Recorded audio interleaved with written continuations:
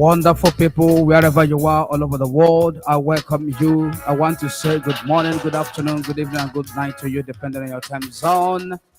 I welcome you wherever you are. If you can hear my voice, wherever you are, all over the world, we are live and direct. We are live and direct. We are live and direct. I welcome you.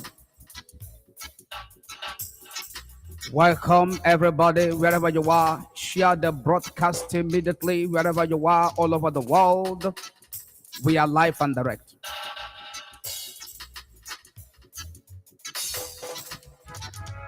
Welcome everybody. Welcome, welcome, welcome.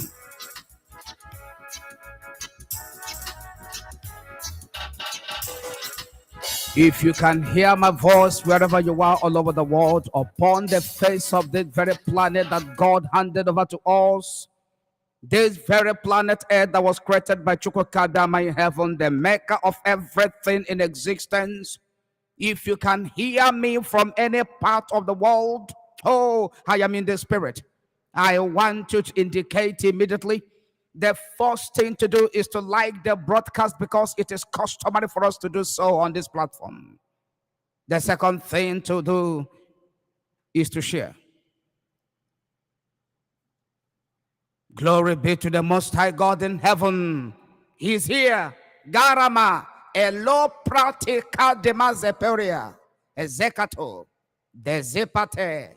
I said I am in the spirit. Gapotaza, ilepotima, kenodia betoza, kepro, ilaprecosemadia, shangema, bezoba, edoskitaya, genoria baranga, elo pratezogaba. Wherever you are, pray. Ask the Spirit of the Most High God to take charge. Wherever you are all over the world, ask the Spirit of the Most High God to take charge right now, because He called us to come and we answered and we are here as obedient as always as we have been to Him.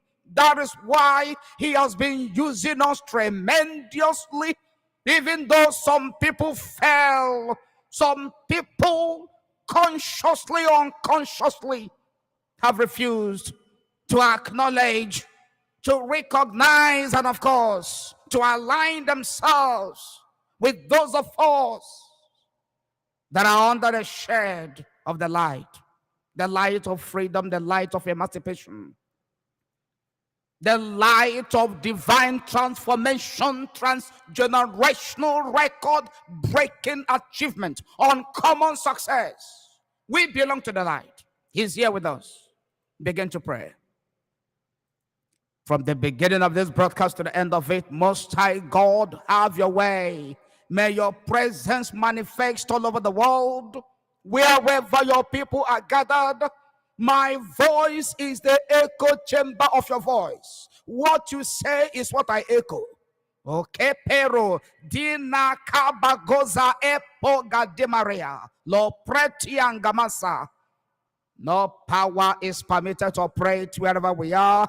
No demon is permitted wherever they are. By the power in the name of Yeshua HaMashiach, we set the environment, extraterrestrial environment where they are, the coves where they are, the water where they are, the mountains where they are, the valleys where they are, the east, west, north, and south where they are, across Biafra land, in the DSS headquarters, everywhere that they are, for evil, enchantment, incantations, spell casting.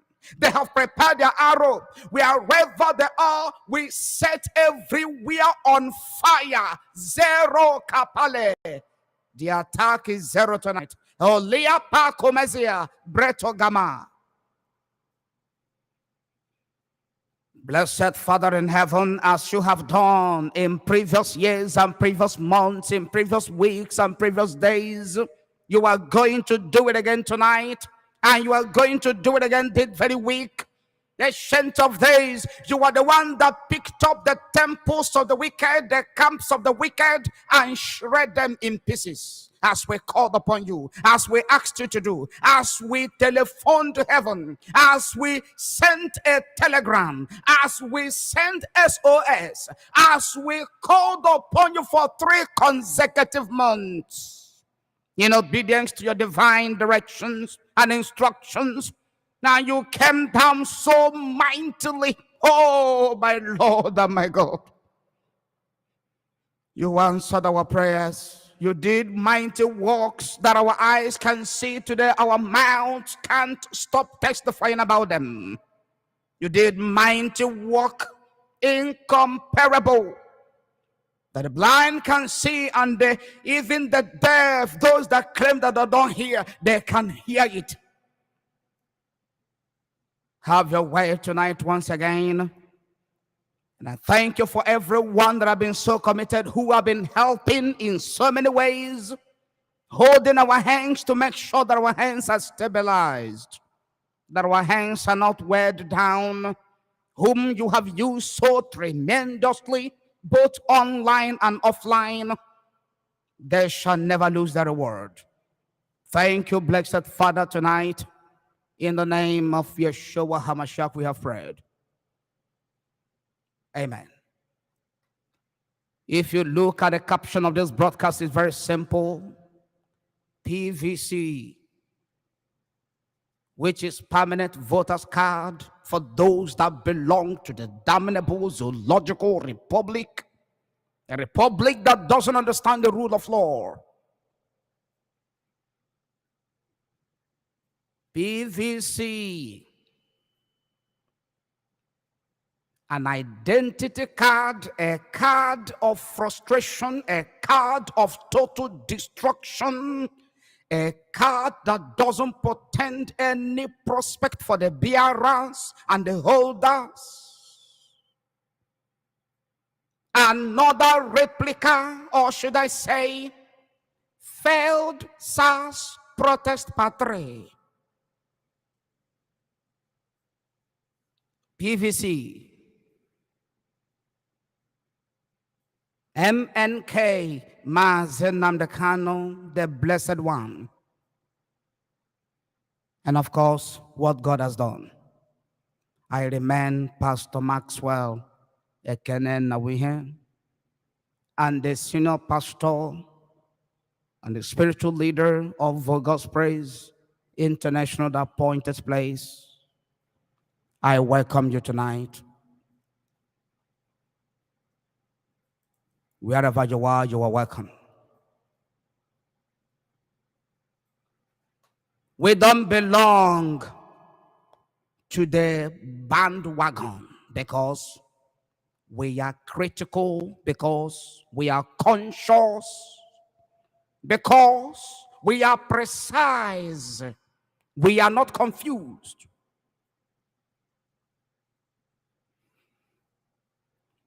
We belong to those that are circumspect. We belong to the class, a very rare breed,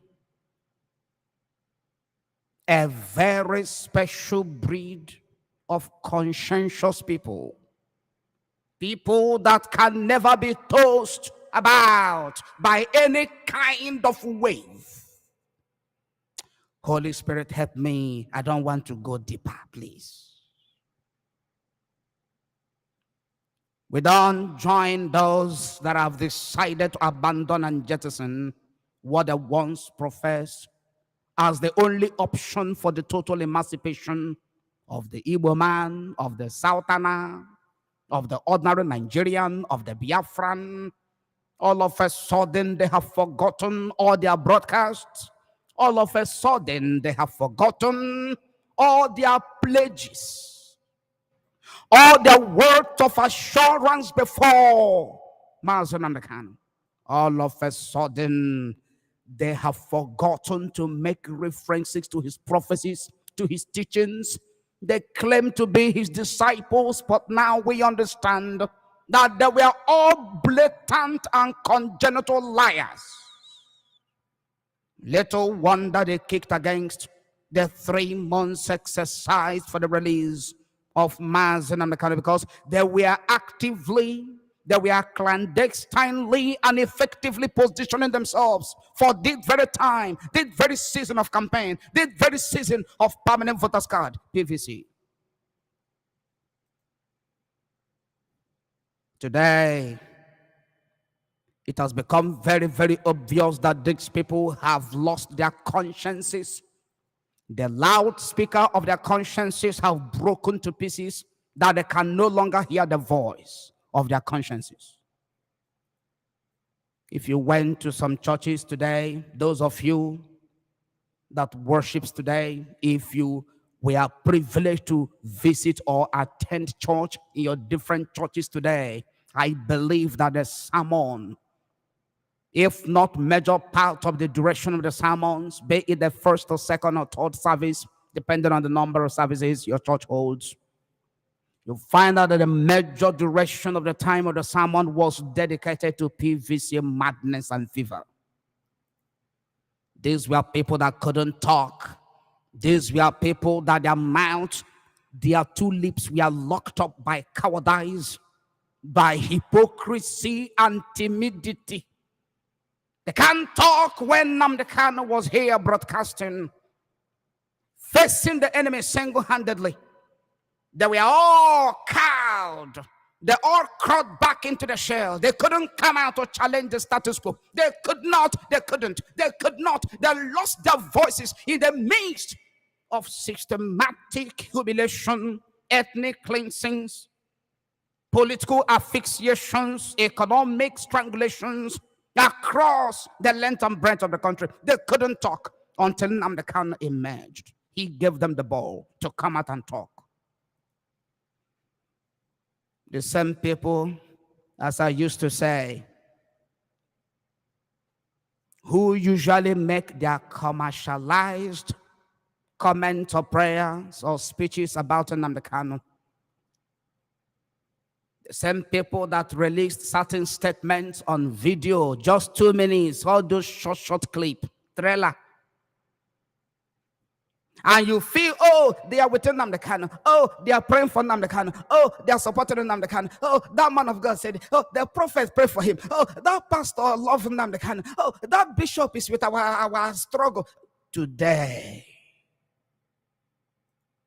if there is anybody like MNK in DSS, Don John in Abuja, Nigeria, they have forgotten. You remember the prophet that one of the lawyers of MNK visited last year, and there was a promise that MNK will be released between November and December. And many people, though that money, they pumped money into the ministry, into the church of the prophet, because the lawyer visited him at Anambra State. Today, the same prophet is telling you who to vote. These are people that lack integrity. Freedom fighting is not the job for everybody to take upon. God has his prophet. God sends prophet to the nations. God makes a choice of a particular prophet to send to a particular nation. If you are not called to talk about Biafra, shut your mouth and face your business, your political business, or should I say, your ministerial business, your prophetic business. Face it. Don't talk about MNK. Don't mention his name on your altar. Let us know where you belong to. Today you will talk about MNK in a 5-second video. You will stand before the camera and pray for MNK under 10 seconds or 2 minutes. The next day, you are dedicating 1 full month to pray for Nigeria. Make your choice. Declare your stand. Everybody is a suspect until you declare your identity. But truly, on this very platform, every one of you that have come in contact with this very platform that I've been following, even those that have known me for the past 7 years, you will understand that I am as constant as the light. Look at my face very well. Look at my face. Look at my. I am as constant as the light. I don't deviate. I don't shake. I don't shift. I don't adjust my belief, my conviction, my persuasion, my self-concept. I don't distort it. I don't suffer from identity crisis. I know who I am. In the secret, in the open. Not on air, so that people will see you that you're talking about Nnamdi Kanu, you're praying for Nnamdi Kanu, you love Biafra, you're preaching, but behind the veil, in the cover of the night, in the dark places, you are an agent of darkness. You don't belong here. Shut your mouth and face your ministerial business. If you're not called to talk about, stop deceiving the people. Today you are selecting candidate that should emerge. Look at how people don't have integrity, for goodness sake. And these are people that are wearing collar. They are wearing chain. They are holding cross. They are holding the staff of office, archbishop, prophet, prophetess. All of them today, they are preaching about PVC. All of them that refuse to obey the 3 months guideline, today they have converted their churches to PVC collection centers. And I keep telling you, John chapter 3 verse 19, this is your judgment, and you can never, you are hearing the voice of the prophet of the Most High God. Nobody sent me. You are hearing the voice of the servant of the Most High God. I pride myself that I belong to that class.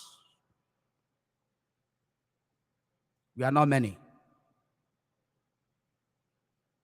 This is their judgment. John 3 verse 19. That light came from heaven, all the way from heaven. They saw the light of emancipation, freedom, liberation. They saw that very light. They cannot claim ignorance that they didn't see the light. They saw it. But they chose to fall in love with darkness, dark money, dark riches, bloody money, bloody riches, bloody association, vampirous in nature, because their deeds are evil. They are scared of the light, but they are on the altar. But they are venerable, but they are archbishops, but they are apostles, prophets, prophetesses. They couldn't dedicate 1 week to lock their church to pray for Nnamdi Kanu, to pray for him. My judgment will start in my house, so says the Lord of hosts. I know give it an altar. It will start from that altar where they are. It will start from the office of the GOs. They can't escape from it. Come on, 1 week, they couldn't shut down their church. Exactly what the church did in the book of Acts chapter 12.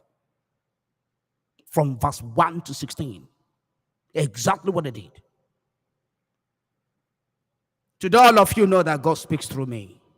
All of you know. Anybody that says it doesn't know, and you have watched my video 2 times or 3 times, and you have known me for 1 month or 3 months or 4 months, and you have been following me consistently, then you are a bloody liar. Every one of you looking at me right now, those of you that have been following Maxwell Nnawuihe, there is no 2 Maxwell Nnawuihe all over the world. It's only one, me, that you are looking at right now. Today, you are not in doubt. You can never ever doubt. Tell me which of the prophecies. I'm not talking about the prophecies of last year. Look at all the prophecies I gave you from the 2nd of January 2022. Tell me which one that have not come to pass. Tell me.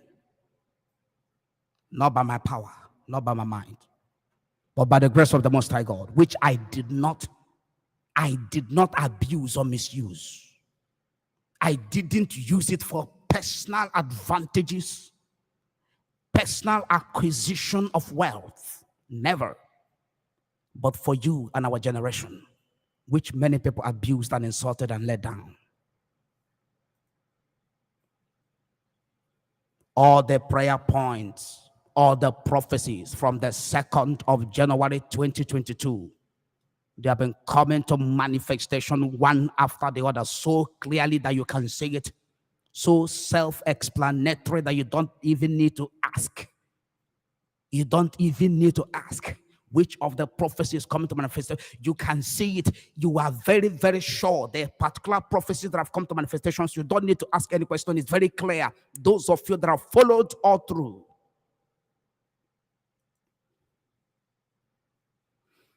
This is a compact broadcast, but never forget one thing is central, our caption. PVC, MNK, what God has done. Share the broadcast. We have only 52 people watching. Wherever you are, if you're watching on Twitter, via my Twitter handle, at Maxwell Nnawuihe, I welcome you. If you are watching on my Facebook page, Maxwell Nnawuihe, I also welcome you. If you're watching on YouTube, Maxwell Nnawuihe, I welcome you. On Twitter, I am looking at Twitter right now, no viewers, only 5 shares. Because they don't understand the capacity of the man that is before, or they are watching on the screen right now. They don't understand it. Or the devil have decided to blind their eyes or their understanding. The mark of a prophet, I keep telling you, is that whatever he says comes to pass. God calls, God makes the choice of who to send for a particular assignment to a particular people, to a particular race, to a particular tribe. From time to time, God sends his prophets, his trusted servants to them. God sent me to you. This is 7 years of impeccable record of integrity. Impeccable, unquestionable. I have never changed for a second. Even when it's against my own comfort, against my own right, against my own welfare, against my own well-being, I have remained unbent, unwavering, as constant as the sun, as I said a few minutes ago.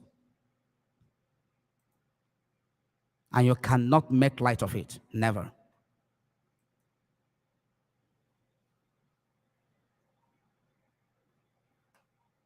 PVC, Mazi Nnamdi Kanu, what God has done. These are 3 powerful topics that we brought together. We will not exhaust it today, but you already understand where we're coming from and where we're going to.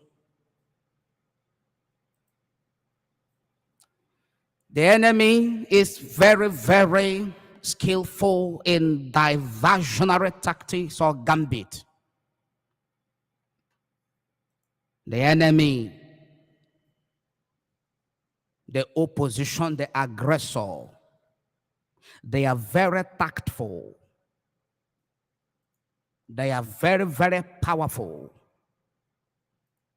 They understand the role, the application, the implication, the advantage of sophistry in times like this. How come that Atiku is very quiet? Does it mean that P2B is more popular than Atiku? Is that what you think? Is that what you think? Maybe some of you are thinking that it is divine. Some people have begun to draw some colorations.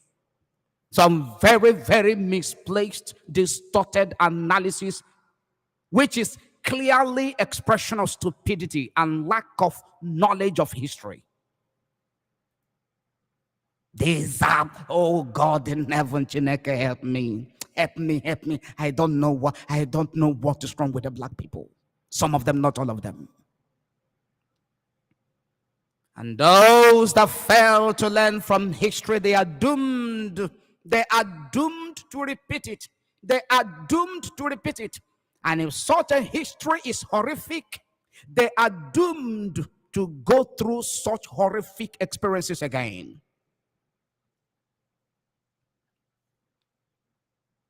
The same way I spoke to you about Idu, today the camps have fallen.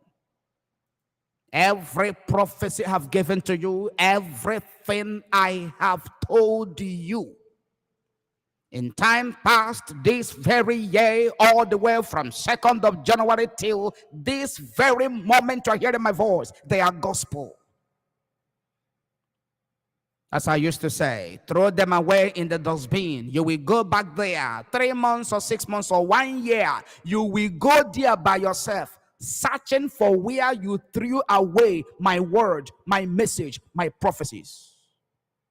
And you will be doing so with guilty conscience and regret why you threw it away. You have forgotten the wave, the tsunami that was called EndSARS protest and how it collapsed. You have forgotten it because you don't have retentive memory, or because you are very, I don't know how to describe it. You are held spellbound by the powers of witchcraft. Witchcraft that the Nigerian government is using on almost all of you. Today you cry. Tomorrow you forgot what made you cry. Next tomorrow you go back to crying. 3 days later you forgot. The 4th day you are down again crying. The 5th day you forgot why you cried. The tsunami. EndSARS, EndSARS, EndSARS, EndSARS, EndSARS revolution, EndSARS, EndSARS, EndSARS. How did the EndSARS protest ended? Did it end SARS? Rather, the protest was ended. The protest that was meant, created, initiated, engineered, pioneered to end police brutality, army brutality, SARS brutality, and all form of brutality coming from all manner of security agencies in Nigeria. The tsunami was so heavy, so tortuous. The tsunami was unmatched.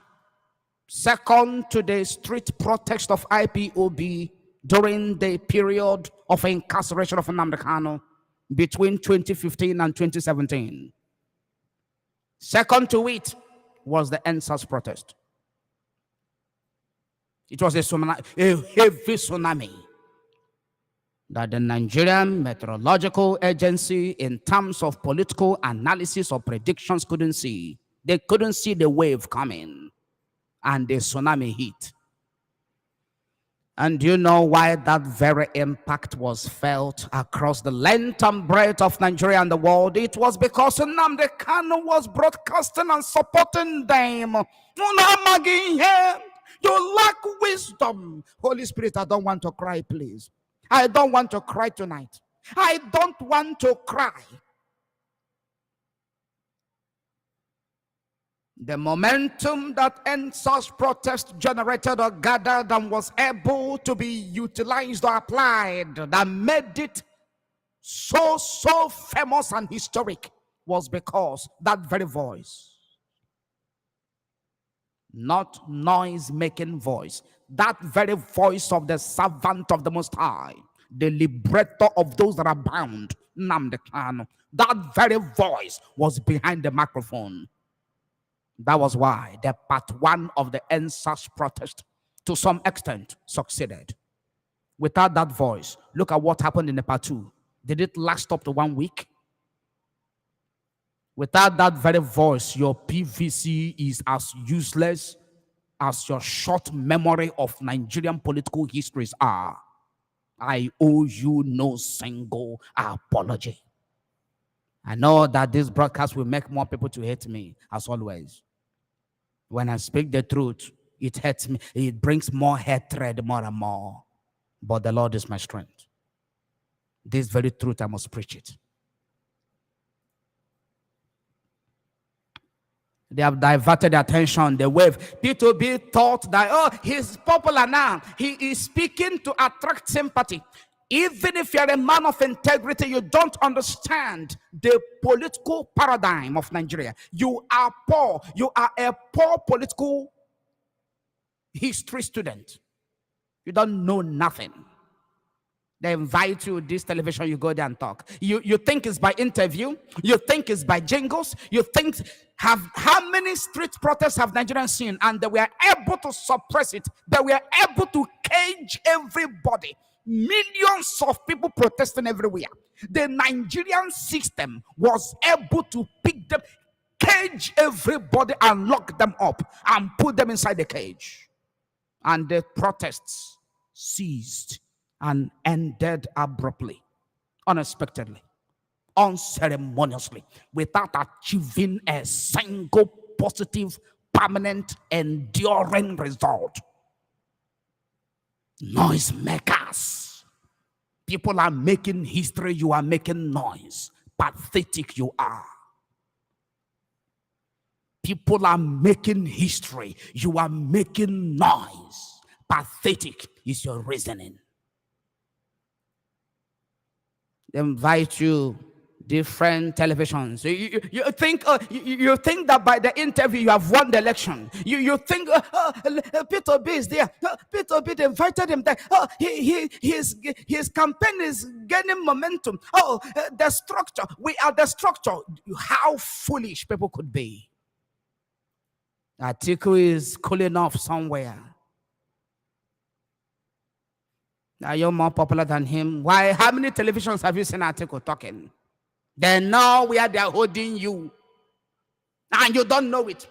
You know it. We have told you. Nnamdi Kanu have shown it to you. Look at where they're holding you. Hit them there that they may let you go. Not by the power of the PVC.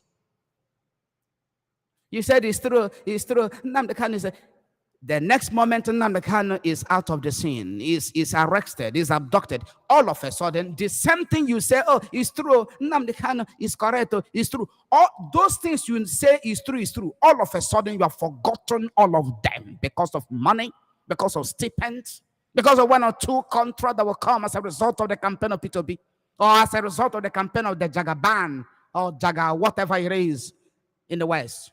Bola Tinubu.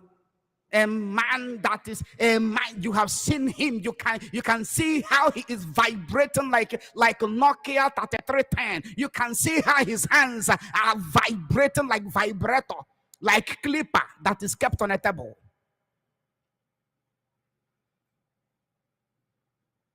You have seen it. Yet some of you are with the Jagaban. 2023. Our party. You were clamoring for the Igbo presidency. The two political parties that hold prospect for the Igbos to emerge as the next president, they disappointed all of you. What is the sign? What sign is it showing to you? And you fail to reason. Your brains are not clogging together. They are not. I can't understand what is in your skull. Are you always driven by money?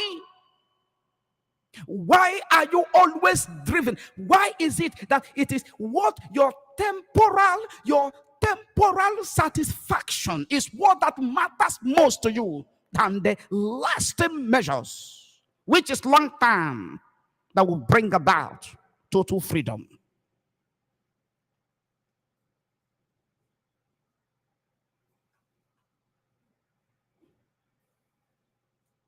Wherever you are, share the broadcast. Like the broadcast, share it. This is one of the voices that is very, very scarce all over the world, more especially in this part of the world. This voice is very scarce. You are not just hearing it on air because I'm on air, both privately, secretly. That is the voice, unchangeable. If you doubt anything I tell you, whether my messages, divine guidance as a priest of the Most High God, as a prophet of the Most High God, as the servant of the Most High God, 3 months, 6 months, 1 year, you will come back and said, oh, I regret doubting him.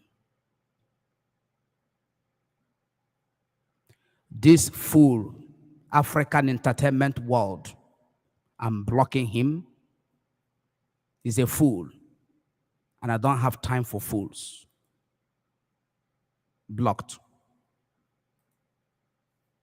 Use any other account and come, I block you.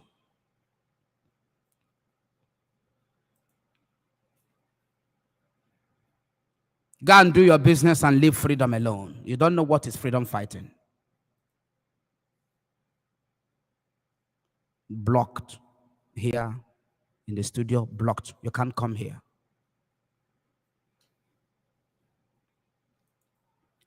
Maxwell Nnawuihe is there in the DSS dungeon in Abuja, Nigeria, and you are there at Opera Square looking for PVC. Some of you, all of a sudden, you have come out to protest. Oh, I thought you love Nigeria. I thought you love this our country. So don't you know that this your protest and marching and campaigning in the street for P2B is making the government angry? Don't you think you are not law-abiding? Don't you think so? Has election started? Are you not breaking the Nigerian law? Oh, all of a sudden you don't care.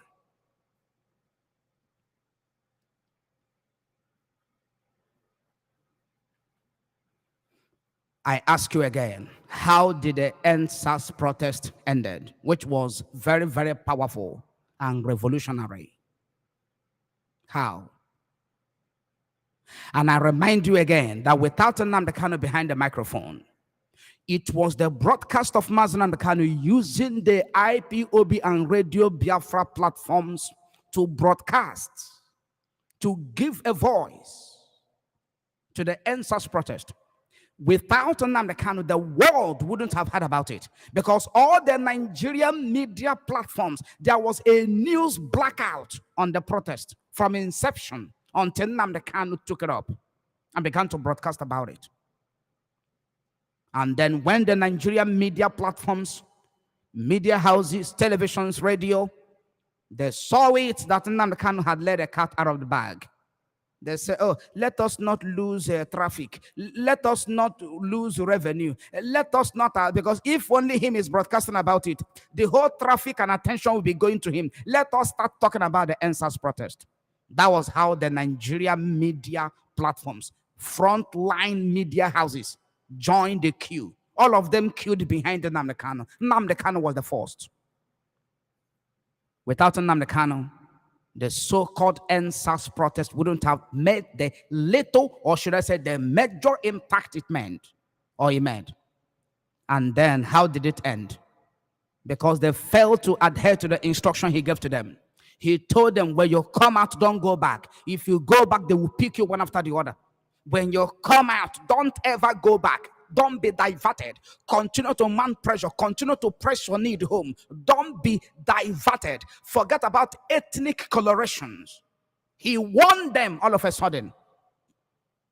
They discover warehouses where the COVID-19 palliatives were locked up by the so-called loving political leaders. They are so-called political elites that love them so much, that love Nigeria so much, that doesn't want the country to divide because he loved them.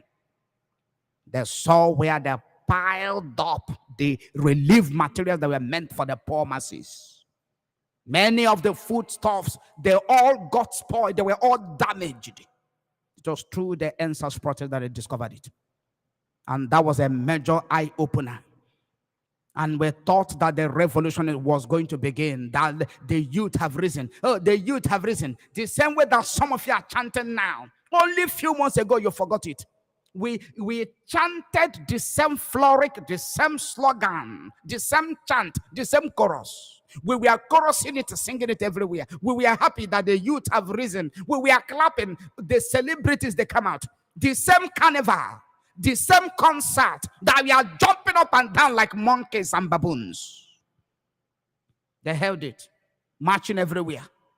We were happy, thinking that the youth are now awake. We never knew that the master of diversion went underground. Underground! Underground! They were shouting everywhere on top of the voices, platforms everywhere. The master of trick, the master of corruption, the master of emasculation, they went underground and hijacked the NSAS protest. And it collapsed like the pack of cards. Everybody went home.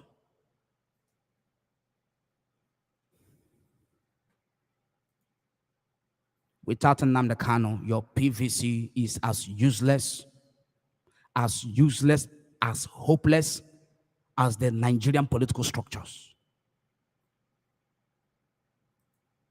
I know that some of you are making profit because of politics. Every electoral cycle, people make money. You know, your father wants to become commissioner, your uncle will become, under this administration, under that region. Selfishness, destructive selfishness is what will kill all of you. Now, because your father or your mother is close to Tinubu, because your uncle or your brother is close to Tinubu, you are now positioning yourself. Oh, let Tinubu emerge. Let him become the president of Nigeria. So that my uncle, so that my, if that my friend win or more, I don't hammer. This is what most of you care about. You have no integrity. You have no honor. You have no integrity. You have no shame. You have no honor. You have no dignity. You are a harlot. I'm sorry for using the word. This is not to insult anybody. That's who they are. This broadcast is going to end in less than no time. I am telling you now. For weeks, I've not come live on air. Of course, many of you know why. But because of a few of you who I cherish, who I hold in highest esteem, even all these weeks I've been absent live on air, I had you in my mind. And I gave a word of promise that I'm going to be here live on air today. I almost canceled this very broadcast, but then I remembered that my word is my bond. I had no choice than to come on air. I've kept you updated with some excerpts from my previous broadcasts where I gave different prophecies, where we offered certain specific strategic prophetic prayers that have come to manifestation. You have watched them again, the excerpt from those broadcasts that explains what God has done for you as a Biafran, for Nnamdi Kanu, for us as a race. Yet, many people are doomed for total destruction. Many. What I promised you is what I am keeping to. I promised you that I will never deviate. I promised you that I will never deceive you. I promised you that I will never derail. From 2015 until this very day, today, the 26th of June, 2022, I am still who I am. Standing on the path of truth. Because you shall know the truth, and the truth shall set you free.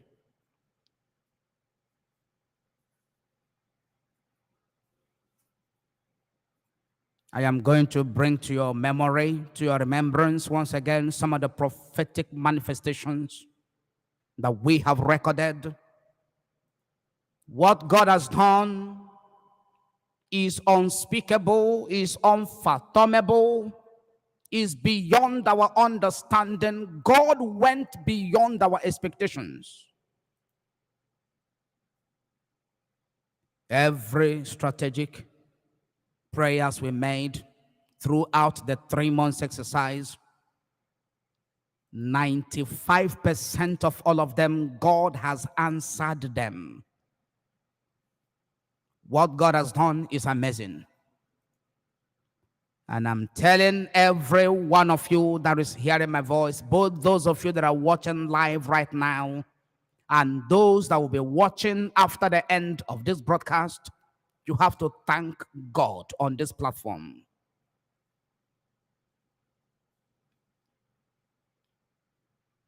You have to thank God. Give thanks to God. Bring your offerings. Bring your seeds. Bring your support, your money. Offer them up on this very holy, powerful altar. And tell him, thank you for what you have done.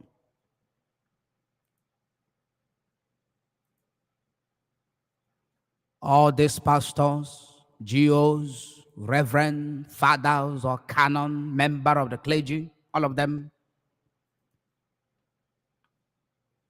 who have dedicated some of their churches or some of their properties for PVC collection, which is actually telling people to come and take the certificate that will enable you to renew your slavery for the next 4 years or 8 years.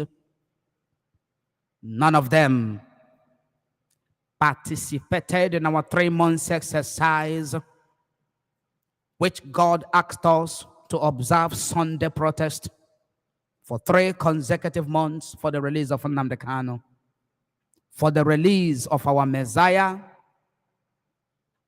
Throughout the month of January, 3 days every week, our church was shut down. Fasting and prayers every blessed day. Sit-at-home protest. My very self, our church members, and other people I lead, and some of you as well. Those of you in the diaspora, some of you, and those of you in Biafra land, a few of you. We maintained it. We protested for 3 consecutive months, from the 2nd day of January 2022 until the 31st day of the month of March 2022. Our church was on total shutdown for you, for your generation, for Nnamdi Kanu, for our freedom. No church did it. Till today, no church has done it all over the world for you and for Nnamdi Kanu. In the month of February, God instructed us. He said, it is going to be for 4 days every week throughout February. You know what that means? Sunday, Monday, Tuesday, Wednesday. 4 days every week in February. Fasting and prayers. Protest. Sit at home in Biafra land. Don't go to work. Don't go anywhere. For 4 days every week. We did it. I did it. Our church, we did it. Our members, we did it. And a few of you, some of you are watching now. That's why many of you, you have dedicated your time. And some of you, about 5 of you, from January till now, only 5 people have been supporting us. Only 5. Among those that send something across to us once in a week, or once in a month, or twice in a month, they are not up to 5. Since January till now. We did it. The month of March, God said, is going to be 5 days every week throughout the month of March. Starting from Sunday, Monday, Tuesday, Wednesday, Thursday. 5 days every blessed week throughout the month of March. Don't come out. Sit at home in Biafra land. Fast and pray for Nnamdi Kanu. We obeyed. Your church didn't do it. Your pastor didn't do it. Your reverend didn't do it. Your so-called prophet didn't do it. Your Lord Bishop didn't do it. And we saw all the wonders that God did. We saw the mighty work of God in the month of January. How Nnamdi Kanu won the federal government at Umuahia Federal High Court, which is now serving as basis to correct the mischievous and misleading statement credited to the president of Nigeria in the presence of Boris Johnson a few days ago, that Nnamdi Kanu jumped bail, while the court ruled at Umuahia that Nnamdi Kanu didn't jump bail. These are the people you are trusting or believing that they are going to somehow release Nnamdi Kanu without obeying the instructions God gave to you. It was in that very exercise that God gave us victory, which set the stage for the victory at the Federal High Court, Abuja. We saw how they secretly removed Nnamdi Kanu as the leader of IPOB and director of Radio Biafra. The same 17th of January, as they were doing it here in Nigeria, they were also preparing 15 amended count charges. Right here on this platform, as all this evil we are going on, God spoke to me and told me, look at what they are doing. You heard it. And it came to pass. If not for prayers, it would have been worse. All the miracles God performed there, I don't want to go back to all of them. Every one of you that have been following up, go back to all the captions of the broadcast. Those uploaded videos, 3 minutes, 7 minutes, 26 minutes, some of them, a few of them that some of my workers decided to extract from the entire broadcast and posted. They were just to guide you, to remind you, prophecies that came to pass in the midst of our 3 months exercise for Nnamdi Kanu, for you, for Biafra, and for myself. I told you that if you were waiting for the 8th of April, that you're going to be disappointed. If you fail to keep the exercise, that was the 3rd week of the month of March. By then, the exercise was remaining only 1 week to go. And I was shouting on top of my voice. And I was telling you, even though you flouted the 1st month, January, the 2nd month, February, and the 3 weeks of the 3rd month, the month of March, don't flout the only remaining 5 days. God spoke to me that if they can obey, I can still release Nnamdi Kanu after the 5 days exercise. 5 days exercise in the last week of the month of March. God told me I can still release him if they can only, this remaining 5 days, the last week of the month of March, if they can comply, I will release Nnamdi Kanu. I kept shouting. And I told you that if you don't do what I'm telling you, and you are waiting for the 8th of April, that you are going to be shocked. I told you that if you don't do what I'm telling you to do, what God is telling you to do through me, that you are waiting for Britain, you are waiting for US, that you are wasting your time. I am going to, very much later, I will give them instruction to upload that, to cut it out, that particular statement, that particular prophetic statement I made. And that is what happened today. Some of them we are telling you 18th of May. Oh, Nnamdi Kanu will come out 18th of May, 26th of May. That's what they were telling you. Where are we today? And I'm telling you, without the 3 months exercise, it would have been worse. All of you are aware of it. It could have been worse.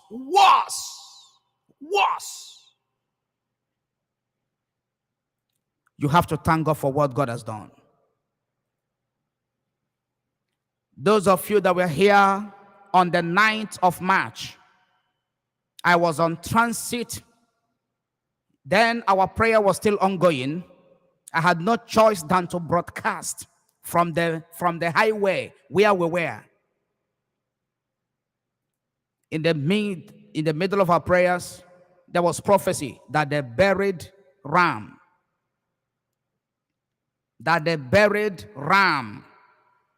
to hold Nnamdi Kanu down. I gave you that prophecy. And I told you what was happening in his father's compound. I told you that very day. Go back to the prophecy I gave. Go back to the broadcast of the 9th of March. Today, have you not confirmed it? when we were dealing with the gods of the land, when we are praying prophetically, and God spoke to me that these people, they are consulting foreign gods, that there are foreign gods, alien gods that are invited, invoked into Biafra land. There was the conference of the gods of the land. As we are praying on this mountain, God opened my eyes to see it. And we bound all the gods of the land. We tied them. We bound them. We neutralized them. I mentioned Aguleri. I mentioned Oduduwa land. Today you are hearing about the native doctor at Edo. You are hearing about the port of Cham buried, where many people were tied, where many invocations were made. I told you,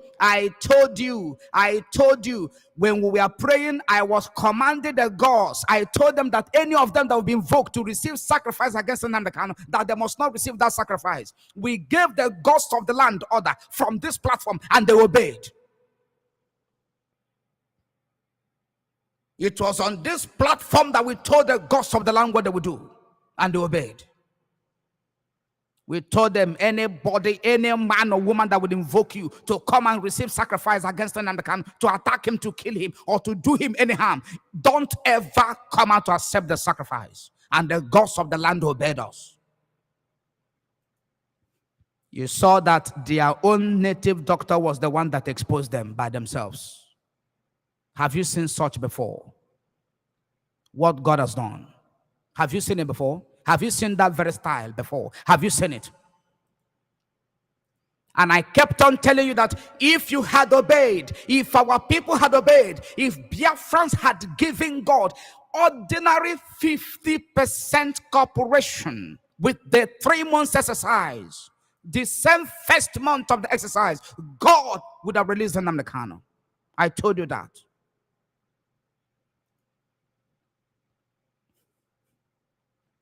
Their own native doctor decided to dig out the charm that they prepared, that they buried.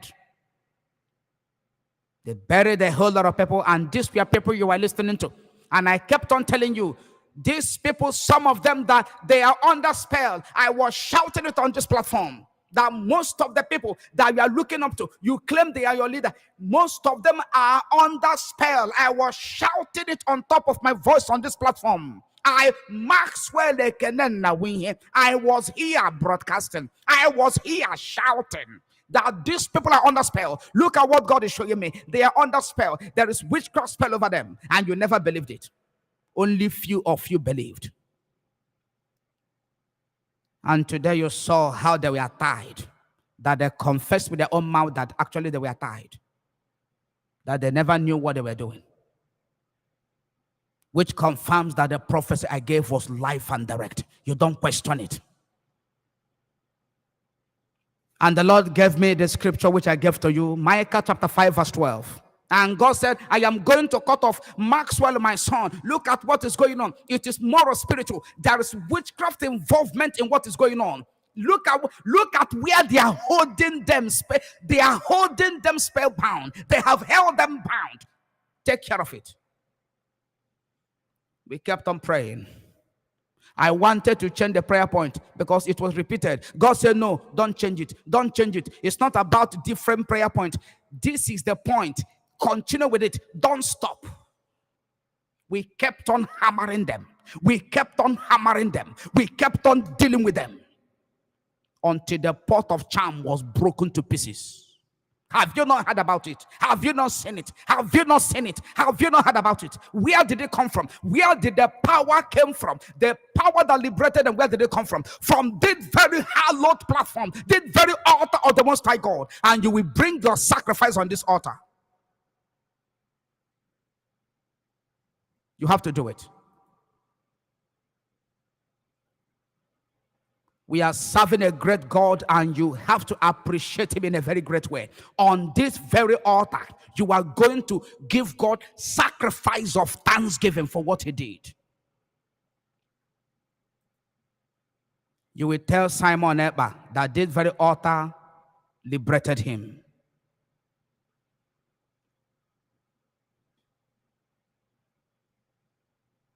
We are live and direct. I am talking. This is not a recorded broadcast. It is live and direct. Go and tell every one of them that their name was in that pot. Those of them that their names were tied and put inside the pot of the native doctor and was buried. Go and tell every one of them they have to come to this altar for their thanksgiving. I am speaking as a prophet. Don't doubt whatever I'm telling you. Don't flout it. By now, most of you, you know it. You know it. You don't question it.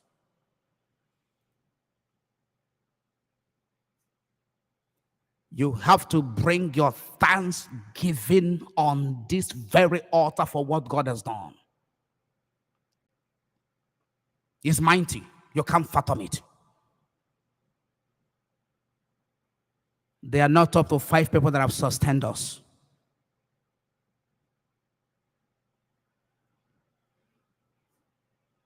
We held them down with the book of Psalms, chapter 55, verse 9. Divide their tongues, O Lord. Divide their tongue into 100 pieces, that they will never speak with one language. Today, their tongues are divided. That is what God has done. Not Maxwell. It's God. From where did he do it? Here. You will bring your thanksgiving here. I don't care your denomination. I don't care where you worship. I don't care. You bring it here. That is what God asked me to tell you, and I'm telling you, and you have to do it. We went after them with the book of Genesis chapter 11, verse 7. Confound their language. Oh, dear Lord, what a mighty God we serve. He will speak to me, and I will hear him, and I will come to this platform, and I will speak to you, and he will stand by what I said, and he will bring it to pass.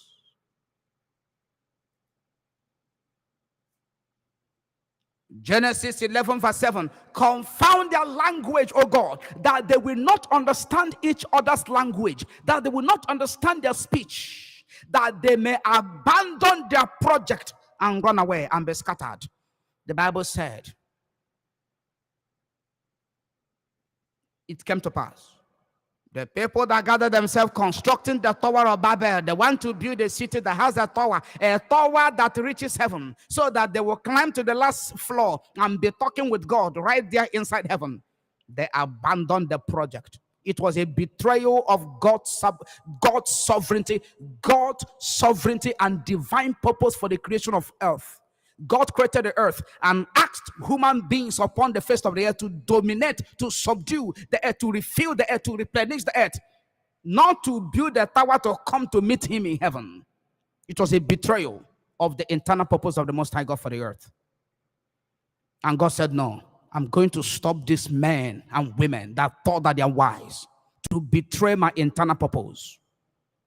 God confounded their languages. They couldn't understand each other anymore. No more agreement. No more fundraising that they were doing together, making money. Thousands of dollars. Thousands. These are the ones you heard with your ears. What about the ones that are not accounted for? All of a sudden, they abandoned their project. They couldn't understand each other's language anymore. Their languages were confounded and they're scattered all over the place. Where are they now? They are scattered and shattered. Remember one of the prophetic statements I made? I told you that God is going to scatter them in such a way that they will never gather again. I told you that. People in charge of my media are going to trace every prophecy. There are many. Every prophecies I gave on this platform, there are many. God spoke to me. God kept on talking to me. Even those I didn't even release, you have not heard them. There are many of them that didn't come out publicly. Those of them during the broadcast, they are going to do all they can to extract all of them. I know it is a Herculean task. It's not easy to play broadcast of 3 hours, broadcast of 2 hours to find all the prophecies and cut them out. It's not easy. But they would keep trying as they have done before. They have released about 6 videos or so on this platform. Prophecies that have come to pass throughout the 3 months exercise. So many prophecies. Today, their camp have collapsed. Their camp is on the ground. Not even last man standing. We told the gods of the land, anybody that is coming making sacrifice against Nnamdi Kanu, we reject their sacrifices. We commanded them. And some of the things they asked their native doctor to do against Nnamdi Kanu, the native doctor said, I will never try it. I will never hurt Nnamdi Kanu. Nnamdi Kanu is my son. I will never hurt him. Go and confess to him. You are a betrayer.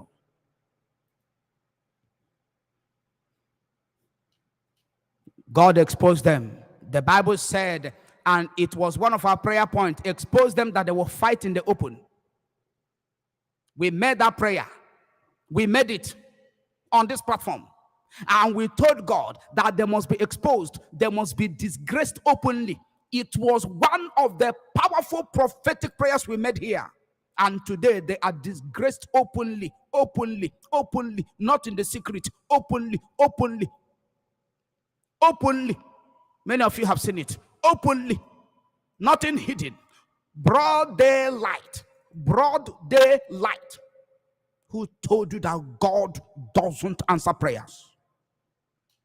And why do you think that if our people had obeyed the instruction, that by now, even before now, Nnamdi Kanu would not have been released? Why would you think so?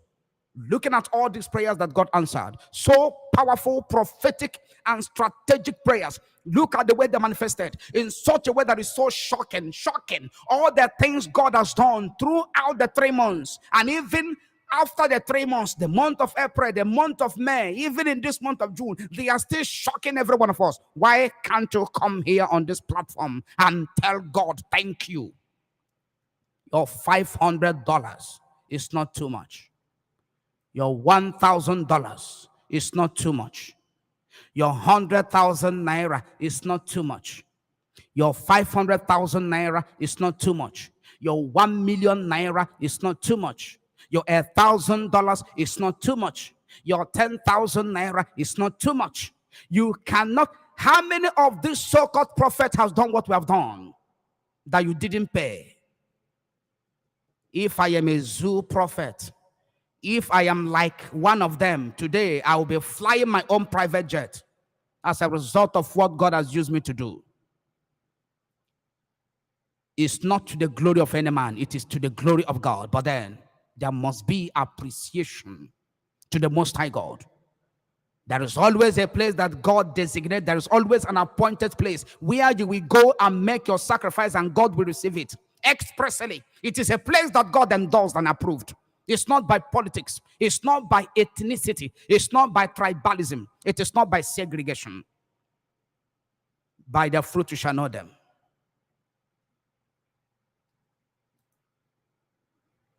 And I told you, God spoke to me about Simon Ekpa in the month of May 2021. 26th of May. It is still in my diary today. If not for the prayers we have been praying for him, if not for the prayers, both in the women forum where we gather every Saturday, I could remember several times that the leader of the IPOB and Biafran women, Madam Bridget Okafo, asked us that we must pray for Simon Ekpa. And we dedicated a quality time praying for him. Among my team, the same. In my private prayers, communication, the same. Fasting and prayer. Dry fasting and prayer. Dry, not empty. The voice you are hearing is not empty. It's power. Where the word of a king is, there is power. When a man of God speaks by divine instruction and unction, God that instructed him and gave him what to say will stand by him to back up his word. And that very word will come to pass. That is the mark of a prophet. Deuteronomy 18, verse 18 to 22. Read it down. I've shared it with you here before. Deuteronomy 18, read from verse 18 to 22. He said, when you are confused and you don't know, all these people, different chaplain, they are prelate, they are my Lord Bishop Emeritus, the Archbishop. When you are confused, you don't know. When you look at them on the internet, they are shouting, praise the Lord. They are shouting Jesus. They are preaching the Bible, very big old King James, or they are using the iPad. They speak very fine. Their intonation is so wow. Their accent, their dressing, everything. It's so heavenly. You say, oh, this is a man of God. But how am I sure? How am I sure? Is he not a fraudster? The Bible says there is a mark of a prophet. How you know the servant of the Most High God that God has ordained and called. That God speaks through. Go there and read it. Today you can find it here. What God has done on this platform for Biafrans is immeasurable. You cannot measure it. Nobody can. Even my very self, I can't compare it. Sometimes when I go through the prophecies, I'm like, when did God even spoke through me like this? Just as I'm on this platform now, I've been broadcasting for the past 1 hour, 10 minutes. There are certain things I've said here that I didn't know. It is after, when I hear it again, I say, when did I make such a prophetic statement? When did I give that prophecy? Because I am the instrument of the Most High God. I am available for his use. And today you can testify about it.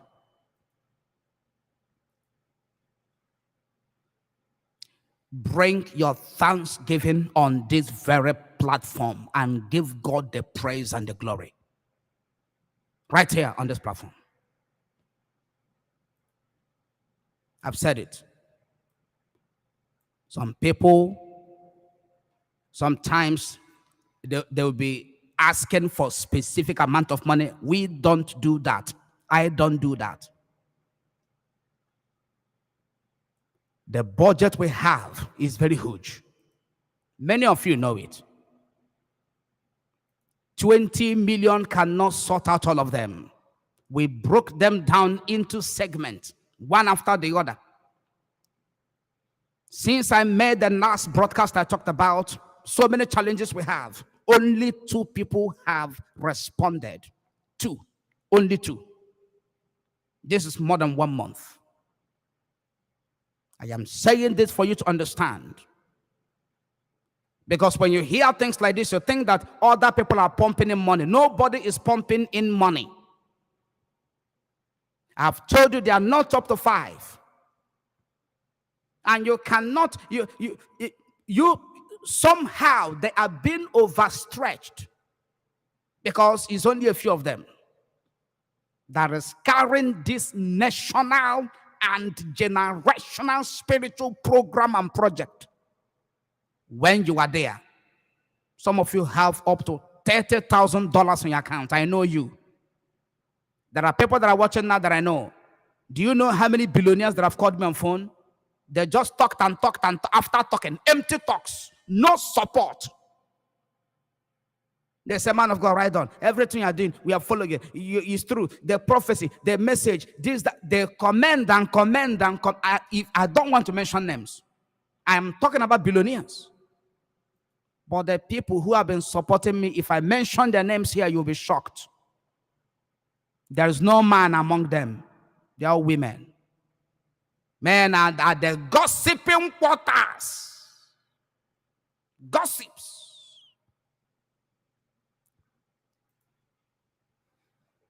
Simon Ekpa is free today because we stood in the gap. I believe he is completely free. I believe. If he's not, we keep praying for him. Everyone is important in the kingdom, except those that are reprobate, who have crossed the red line, who are now being handed over to a reprobate mind that can never repent anymore. And then we close the gate at their back, and they go to hell. We are praying for him. But everyone has a role to play. You must play a role for your personal freedom. When you find the truth, embrace it and stand with it. Without this platform, there would have been a total shutdown of the Biafra agitation. I make bold to say it. I make bold to say it. What God has done, I want to remind you. It's very important I do so. Very, very important I do it. Share the broadcast. I'm repeating it now. Many of you have the account number. Many of you have it. You kept postponing, procrastinating. Oh, next week I'm going to send something. Oh, next 2 weeks I'm going to send some. Oh, but if not for this, my project, if not for this, I would have. Okay, next month. You have been procrastinating till this very moment. If not for God, our back would have been on the ground without rising up, without getting up for the past 1 month. What God has done, you have to appreciate Him that He may do more. God said to me, tell them to thank me on this platform. Tell them, make it very clear. Some of them are now overdrive with the fever, with the race of PVC. Still, tell them what they have to do. I will release Nnamdi Kanu. Nnamdi Kanu will come out. Do you know why he is still strong there? Why he is still unbent? Why he is still very, very strong, waxing strong? There are spiritual spiritual forces, spiritual energy that we have been pumping in, both through this platform and offline. Bring your thanksgiving, your sacrifice. The PVC is useless. Without Nnamdi Kanu, I have told you in one of my posts, your PVC without your freedom cannot shatter the bones of your captivity, because your captors are in charge and they influence where, when, how your votes are counted. They decide the result of your vote. You are jumping up and down looking for PVC. I am not standing against your, they say, this is democracy. It is our civil right. It is our civil responsibility to vote and to be voted for. Your constitutional right to vote and be voted for. Oh, don't disenfranchise us.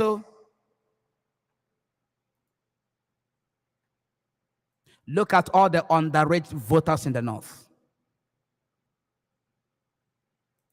They have PVCs.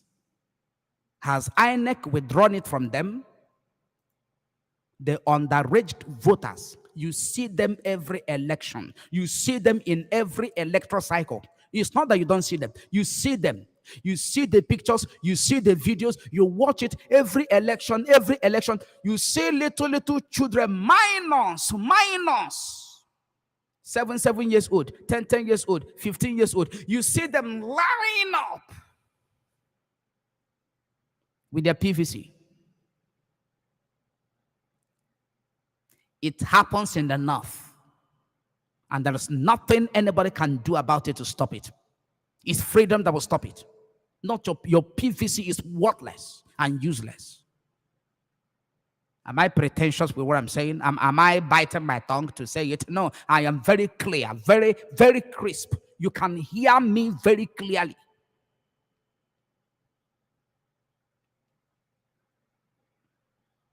All of those minors in the north, all of those little children in the north who are using the PVC, who voted during 2011, 2015, 2014, who have been voting, their names are still in the INEC database. They are captured because they did accreditation. They are still there. They are still with their voters card. I'm not even talking about the importation of voting mercenaries. Those from Niger, those from Chad, who are now being imported in train. Have you not been seeing the clip? Many of them were, the train filled to the brim that they were now sitting on top of train coming into Nigeria to come and vote. How many people do you have in the east? How many people do you have in the south? How many? Can you compare the number, the margin? I'm not even talking about the thumbprint, I'm not even talking about the card reader failure. I'm not even talking about the scenario of inconclusive elections that makes them to buy more time in order to see how they can thumbprint in order for their preferred candidate to emerge as the winner. I'm not even talking about that. I'm talking about voters, those that are imported from neighboring countries to come and vote in the so-called 2023 elections. And those who are already minors, who are registered minors in the north, little children, 7 years old, 10 years old, 15 years old, who have their voters card already, and they have been voting. Their names are in the INEC database. They are there. They have their PVC. Only the minors that have been voting in the north, they are more than the eastern adults, legible voters. The legible voters in the south and in the east, those that are not legible, the minor, the little children who have been voting. If you put their number together, they are more than all of us. Not to talk about the adults who are legible voters that have their PVCs. Not to talk about in the Senate, they are there, they dominate. House of Rep, they are there, they dominate. INEC chairman belongs to them. They are INEC chairman, they are INEC. They are the resident electoral commissioners of different states. INEC resident electoral commissioners. They are the ones that determine who they post, who they send to each state. If you contest against the result of the election, they will tell you to go to the tribunal, the election petition tribunal. They will take you there.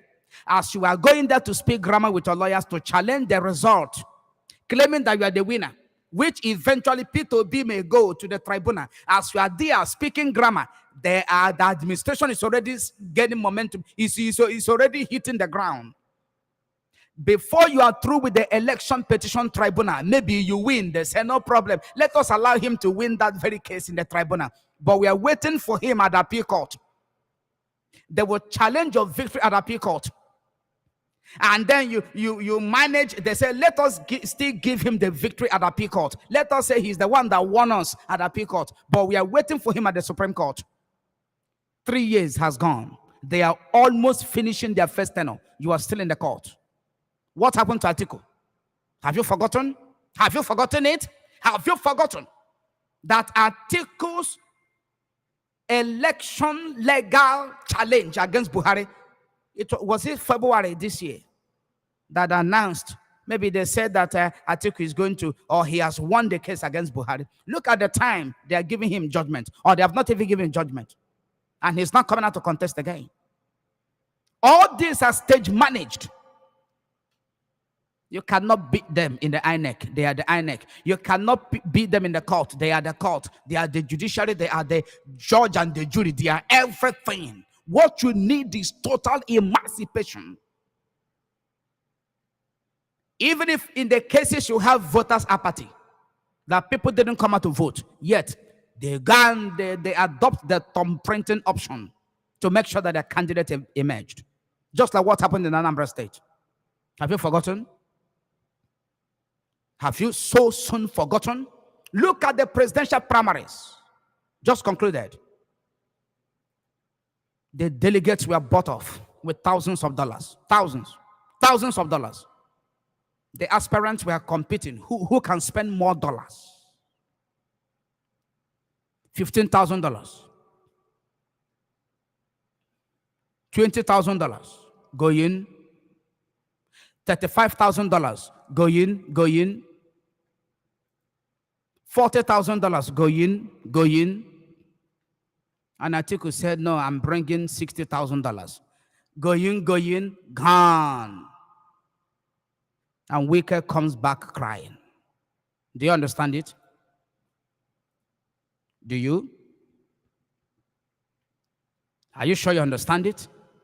With all the money, with all the weight, with all the influence. Before then, P2B had no choice than to jump the boat. He ran away from PDP. He ran away from PDP. You saw it. How he jumped the boat and ran away from PDP. You saw it, didn't you? He was one of the founding fathers or the pillars. He was at the National Working Committee, right? He was there. This same P2B contributed to what truncated the emergence of the PDP candidate in the Anambra 6th November election. You forgot? This same P2B, Valentino Igbo. Some of you have forgotten what happened during the Anambra governorship election. P2B played a role. It's not everything I will tell you on air. Do you know why the National Working Committee is scattered? It's part of prayers. I will not tell you. We prayed. And I told them that P2B will leave PDP. Do you think it's everything I will disclose on air? It's not everything. Some of you don't understand who I am. I told one of the aspirants that contacted me last year, I gave them option that they must support Biafra before I ever prayed for them, and they accepted. I won't mention the names. And I told them that that very central working committee will scatter. And P2B, because they were telling me that he was the agada, he was the obstacle. He's talking like a little baby, so he had an innocent voice and tone. I don't want to talk about persons here. But he didn't allow the party internal democracy during the Anambra governorship election. He didn't allow it.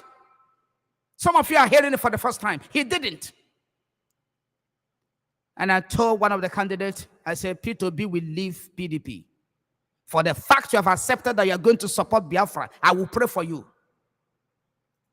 We need people in the corridors of power that will support Biafra. And today what happened? The mark of a prophet is that what he says comes to pass. If P2B sees this broadcast today, he will understand I was one of the people that made him to leave PDP. It's prophetic prayers and declaration. And today, it got to his turn. The same thing he meted out to others last year. The same thing is his turn. Now he's in Labour Party.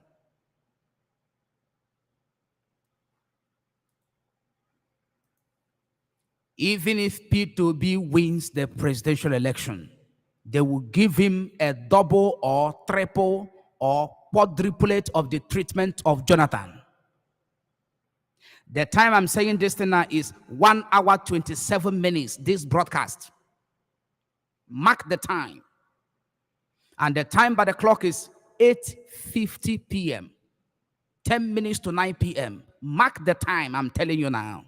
Even if at all, I am not praying, I'm not against anybody, I'm not in support of any politician.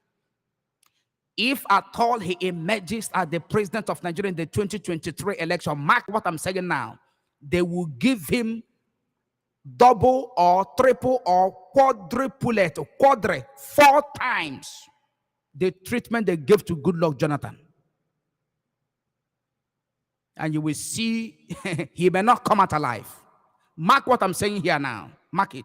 He may not come out alive. The time into this prophecy by the broadcast is 1 hour 28 minutes 30 something seconds. And the time by the clock is 8:51 p.m. Take note of it. Because in the next 3 months or in the next 1 year, we will come back here and I will tell you, I told you in 2022, as always. Distraction.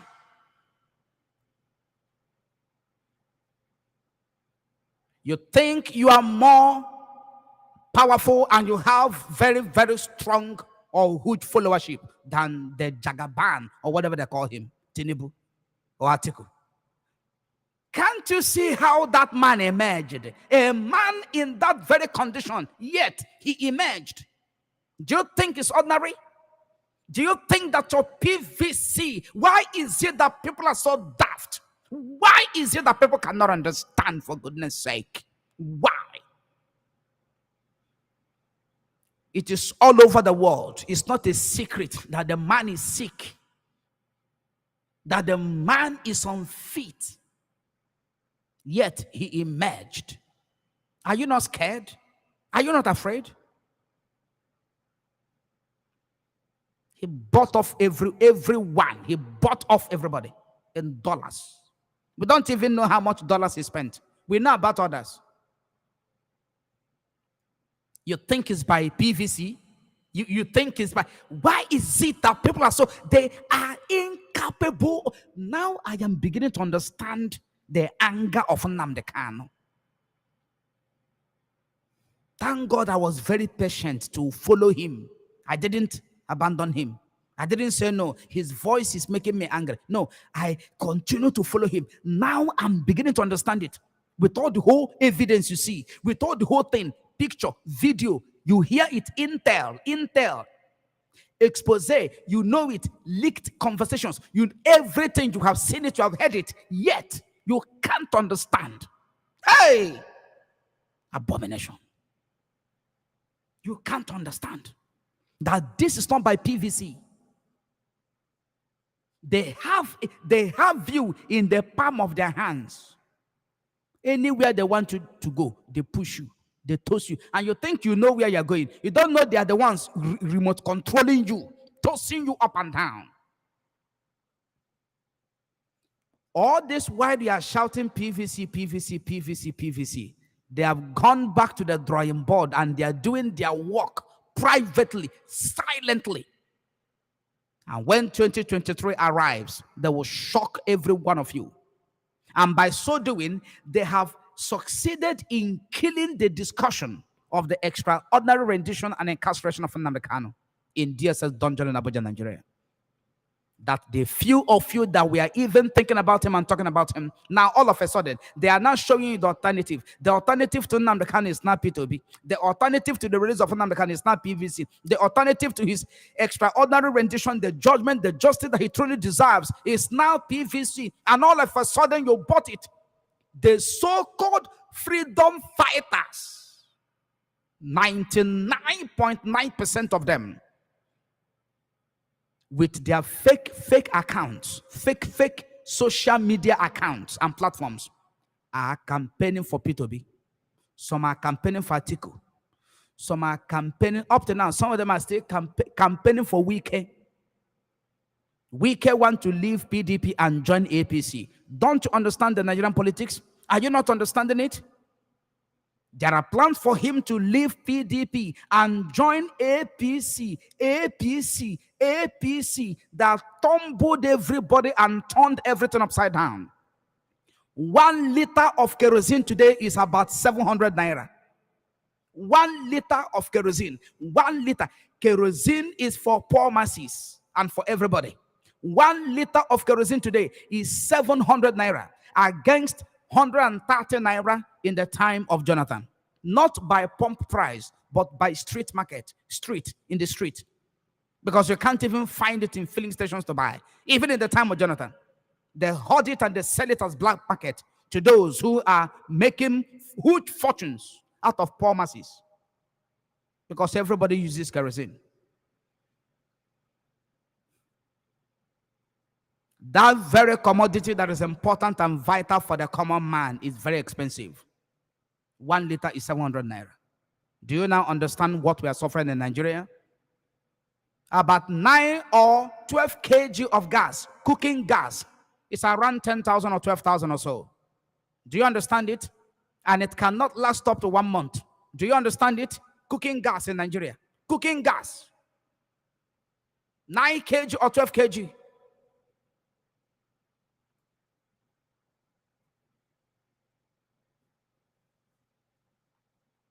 Nnamdi Kanu can never, his freedom and release can never be substituted with your stupid chant and chorus or songs or party or pageant or funfair, if you may, called PVC or P2B.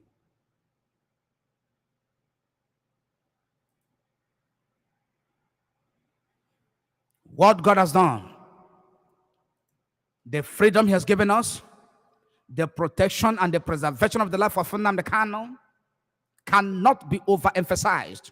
And you need to return thanks to God, because the urgent duty of every man upon the face of the earth is to return thanks to God for what God has done. On this platform, you will come and do so. You will. You have to do it because it is honorable to do it. We have more work to do. You have the account number already. You have it. Every one of you, you have it. There is nobody on this platform that have been following me that doesn't have the account number. You have it. And I want you to understand it is important. Even as I'm talking, I want to be hearing a lot that something is going in. From now to the end of this very month, entering the first week of the month of July, you have to thank God on this platform. You have to give God every glory that is due him for what he has done, that he may do more. This is what God asked me to tell you. He said, tell them they have to do it. I told God, I said, no, you know, God said, tell them to thank me. And because this is a divine principle, I cannot stand against it. We have a whole load of work to do. Because of the disobedience of our people, each disobedience and lack of compliance to any divine instruction that you exhibit makes us to have extra work to do. The more you obey, the lesser our work. The more you disobey, the more our work. The more the work, the more the stress. Just like what happened to me last year in the month of November. I almost died because of overstress. We embarked upon 30 days fasting and prayer for Nnamdi in the month of November. Some of you forgot it. With the combination of my humanitarian services, with the combination of my church administration, with the combination of so many things, I almost died. Just like what happened to the OPMGO, Apostle Chebozo Chinyere, who collapsed and he passed out. But God restored his life. Overstressed. He was overstressed. Load of work. Even when the money is there, it's not easy. This very work is not easy. Pastoral work, not the commercial type, not the one of those that are political pastors. No. The real work is not easy. Even when you have 20 million in your account, even when you have $1 million in your account, it's not easy to do it. This very work is not easy.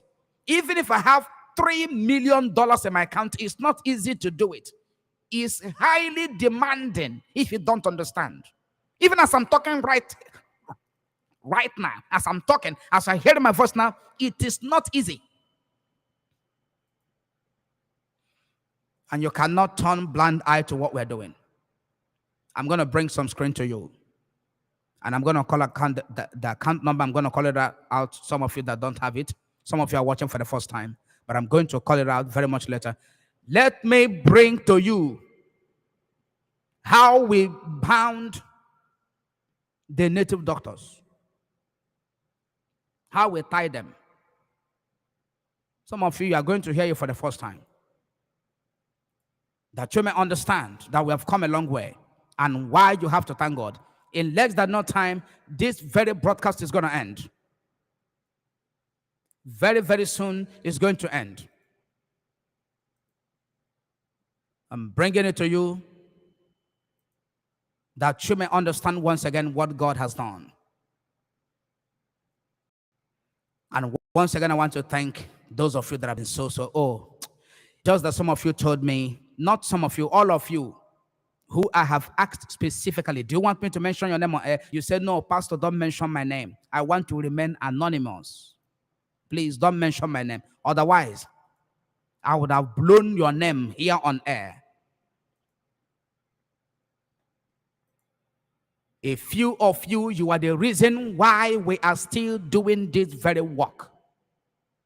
Because of your support. The little you have, you stress yourself. You don't give a damn. Oh, heaven will bless you immensely. Heaven, not me. I have no power to bless you. Yes, I have prophetic power and office, but it's limited.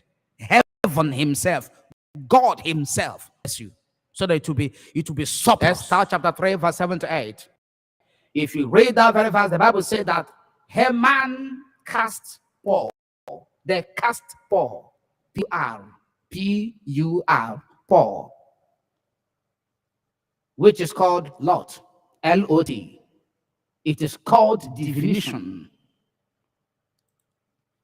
To know exactly when to meet with the king in order to carry out his evil assignment, which is genocide against the Jews.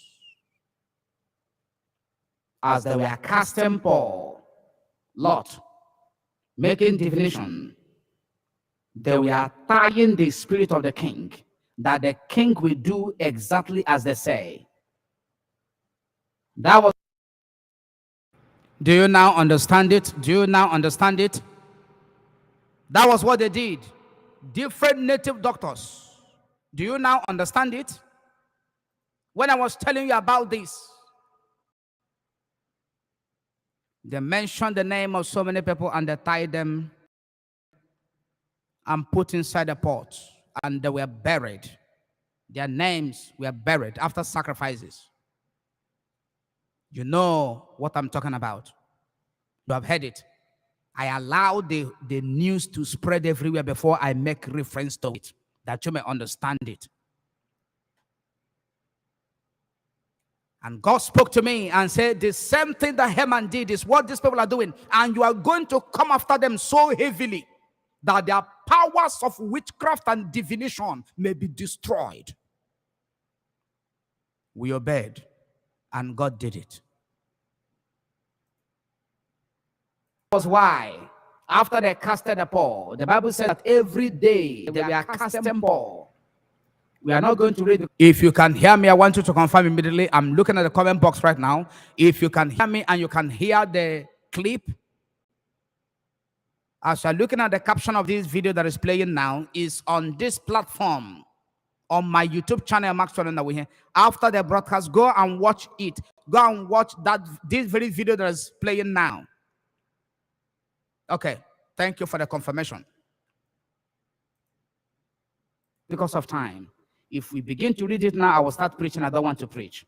If you read it, Esther chapter 3 from verse 7 to 8, if you read that scripture, every day they were making divination. They were casting Paul. They were casting Lot, which means divination. They were making divination every day. They kept on making divination every day, every month, until 12 months.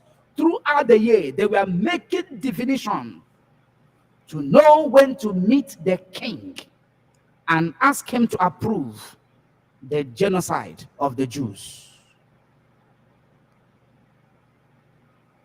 As they were making the divination every day by day, they were tying the spirit of the king.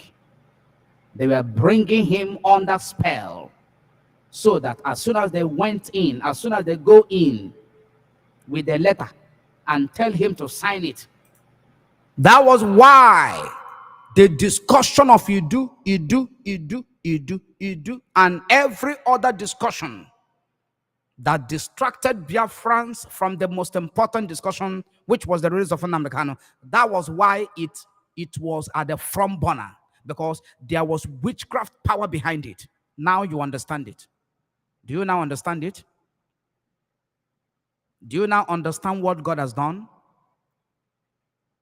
Do you now understand what God has done through this platform, through our prayers?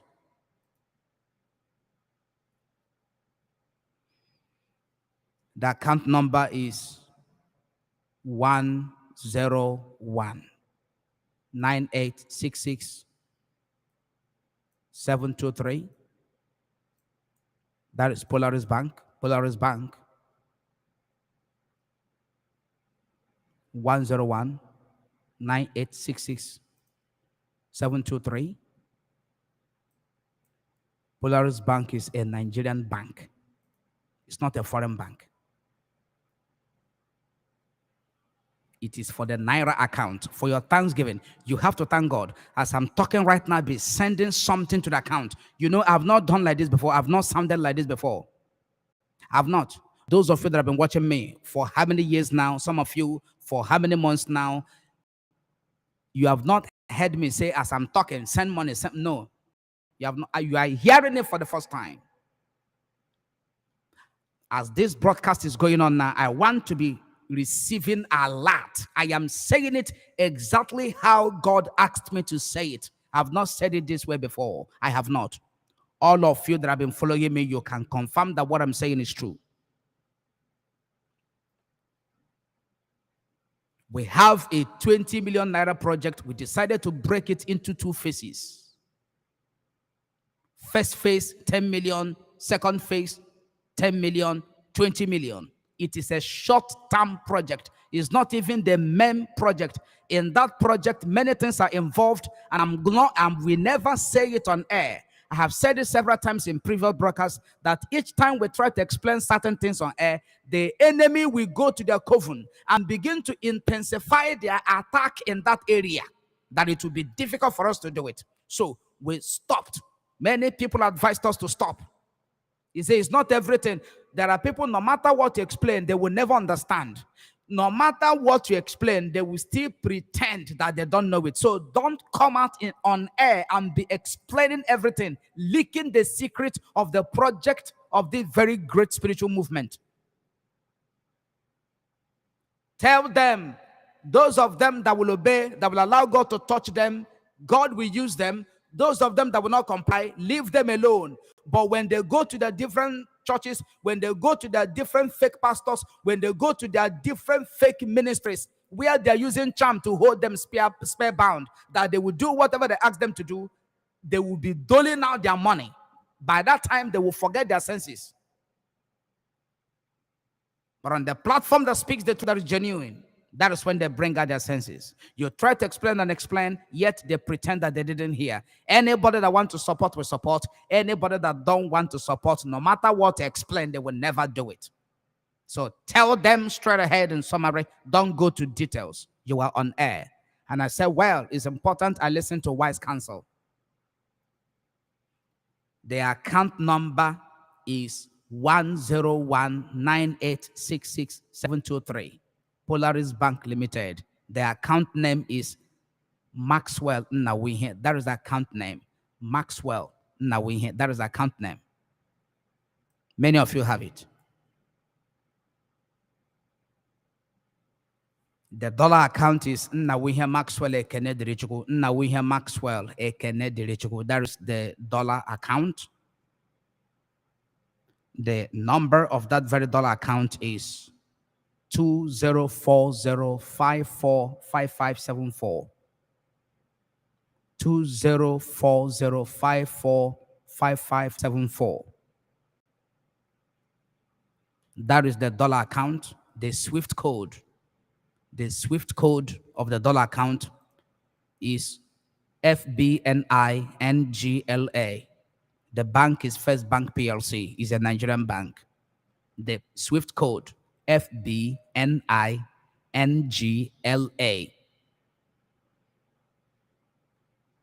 That is the Swift code. First Bank PLC is a Nigerian bank. As I'm talking now, I want to be receiving a lot. That's what, you know me, I said things the way they are. As God asked me to say it, I say it.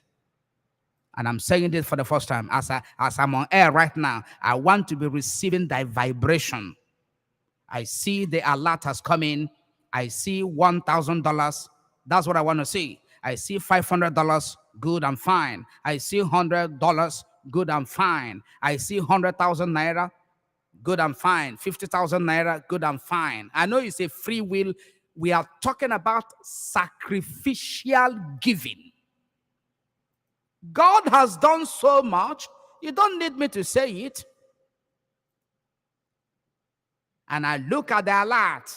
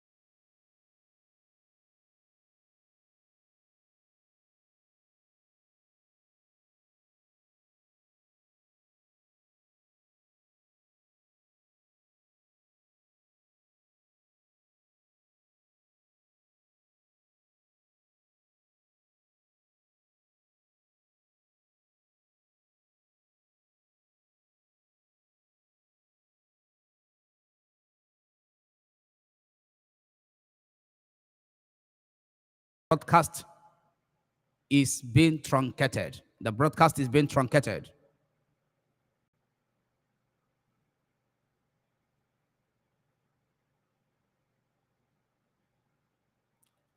Yes, the broadcast is back. That is what the devil does. That is exactly what, the devil is the master of anything that is for the progress of the kingdom of God. The devil will fight it. As I started talking about what we need, your support, the devil knows that if there is a support, we have huge and massive support, that he is in trouble. Satan knows it very well, but you don't know it. That if this platform, this very altar under my care as the prophet of the Most High God, received huge support, that we receive huge support, that he is in trouble, that his kingdom is in trouble. Satan says Maxwell doesn't receive even 10% support, and I am in trouble like this. How much more? Much less when there is 10% or 50% support for him. I can't allow that to happen. And so he tried to pollute your mind, to bias your mind, not to support. That is the devil talking to you. It's not wisdom talking to you. It's not knowledge. It's not sense. It's not discretion. It's not judicial spending, being wise and careful in spending. No, it is the devil talking to you. He said, I've got some budget. I have budget of $100. I have budget of $5,000. There's a budget of 2 million naira. I have a project that is going on. I need more funds. I need more money to take care of it. No, I cannot dip hand inside that very money. That very money is precise. It's set aside for so and so project and all that and all that. Pastor, you can wait. Maybe next time when I have enough money, I can support. That is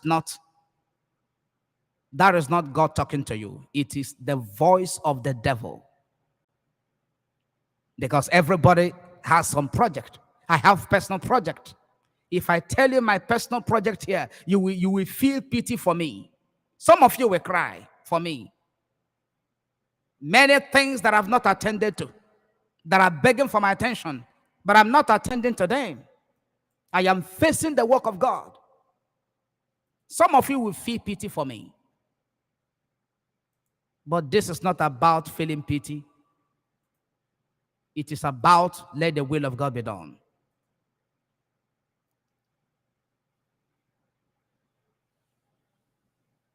I want you can see it displaying on the screen right now. You can see it there. The account details are there displaying on the screen. The dollar account is there. The naira account is there. We must continue with the screen.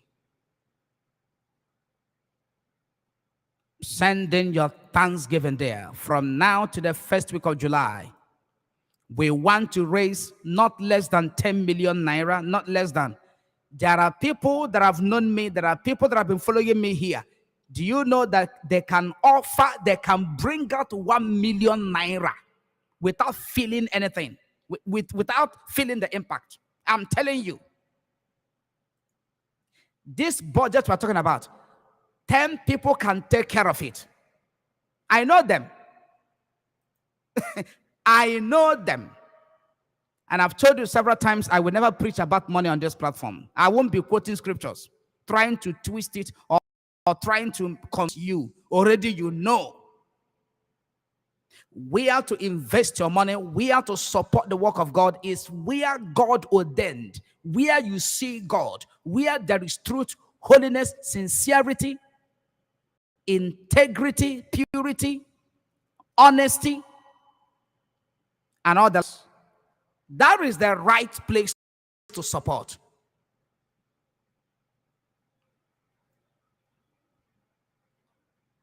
We must continue. That the king will not argue with them. They tied the spirit of the king, King Ahasuerus. That's why, after they cast Paul, they kept on casting Paul, making divination every day by day, every month, until 12 months. The 14th day of the 12th month, the 14th day of the last month of the year, they received approval from the realm of the spirit to go and meet with the king. And as soon as they met with the king and told the king, these people, the Jews, they don't obey your law, this, that. Please, we want to destroy them. We want to annihilate them completely from your prophecies. All you need to do is to sign the letter. I will pay the money. That was what Haman said. He said, I will bring the money. The money, I will put it into the king's treasury, into the king's accounts. You have the account number there now. All we need is the ring, the signet, the stamp. Sign and approve. The king didn't even ask any question because he has been tied. His spirit has been caged. He bowed. And the letter was signed. That was what happened to so many of them, but we lose them.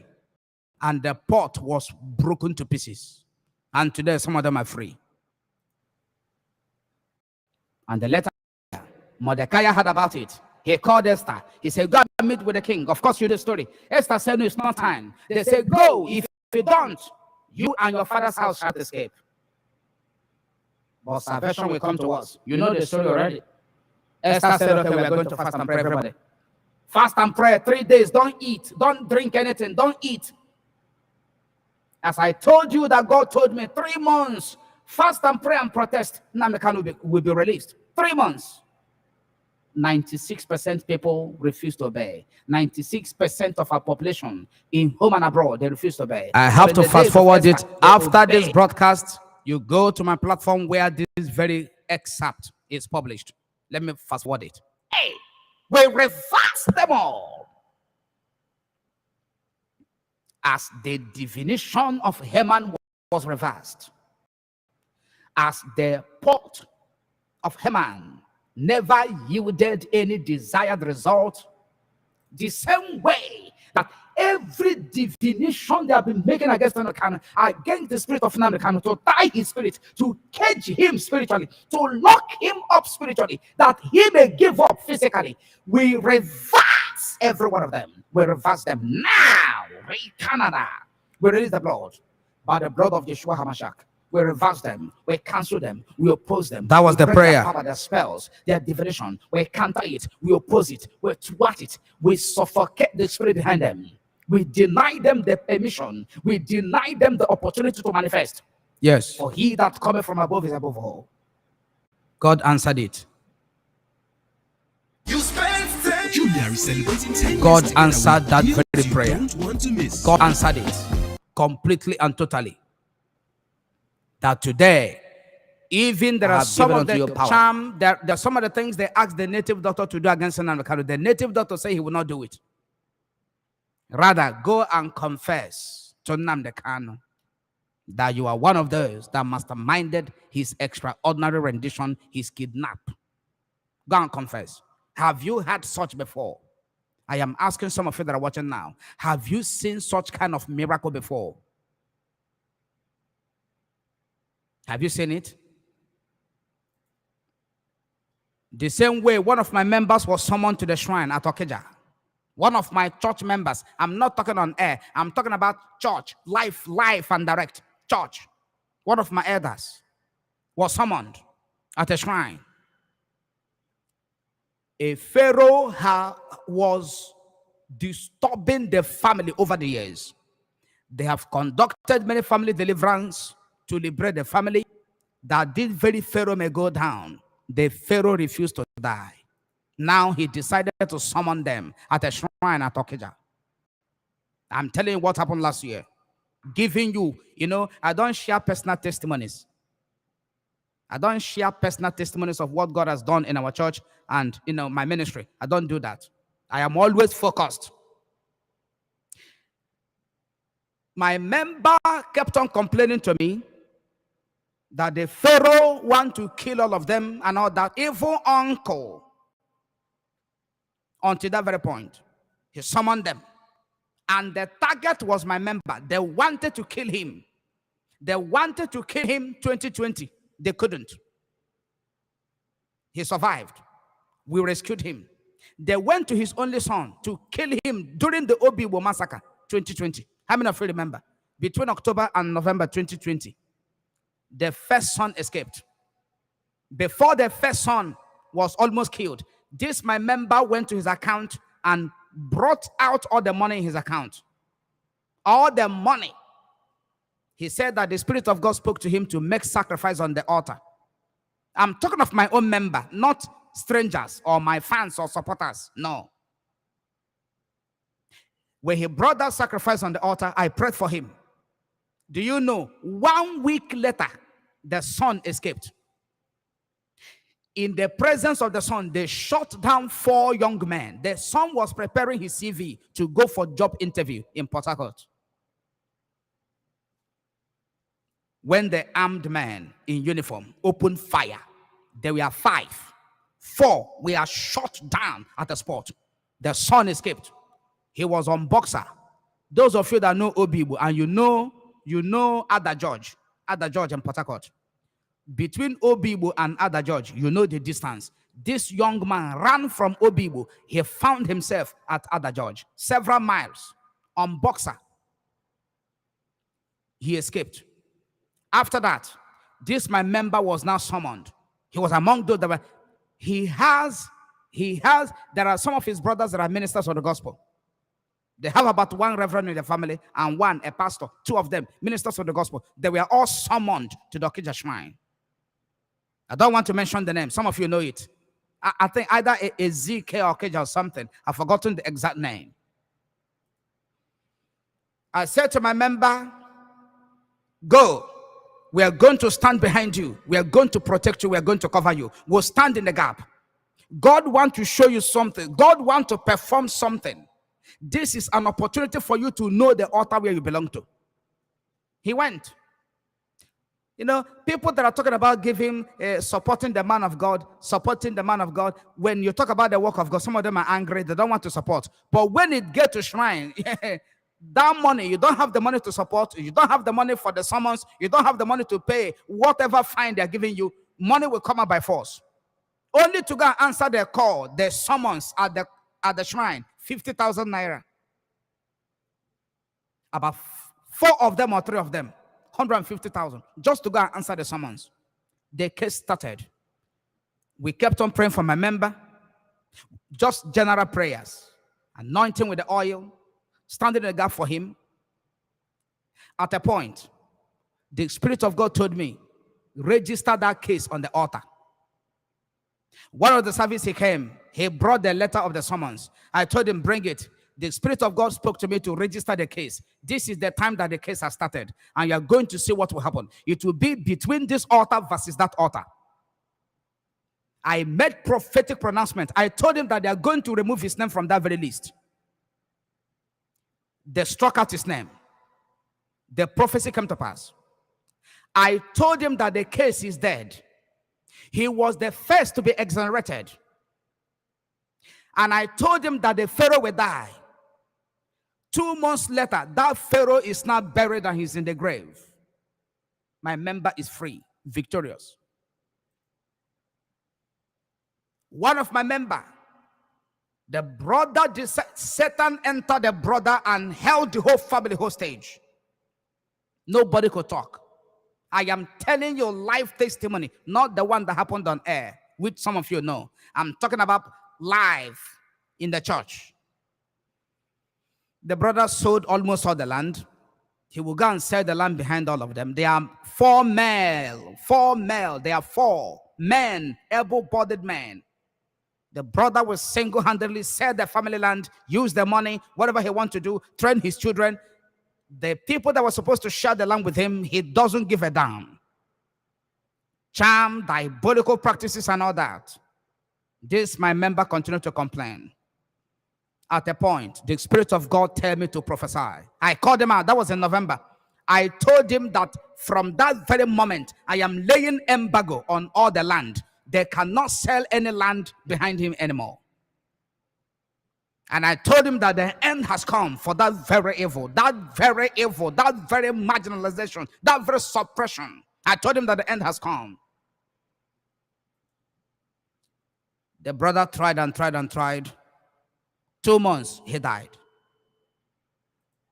2 months, he died. After that prophecy. I don't want to say more than this. The altar where God has performed so many wonders for you, for Biafrans. This very altar, God told me to tell you today that it is time for you to acknowledge him and thank him on this altar. The same prayer we offered, the divinations, the enchantments that they made against Nnamdi Kanu, we told the gods, the spirit, don't accept them, reject them. And the spirit obeyed. To trample upon snakes, serpents and scorpions, and over all the powers of the enemy, and nothing shall by any means hurt you. And I shall give you the keys of the kingdom, that whatever you shall bind on earth shall be bound in heaven, whatever you shall loose on earth shall be loosed in heaven. And thou shalt pass a decree, and it shall be established unto you, and light will shine upon your path.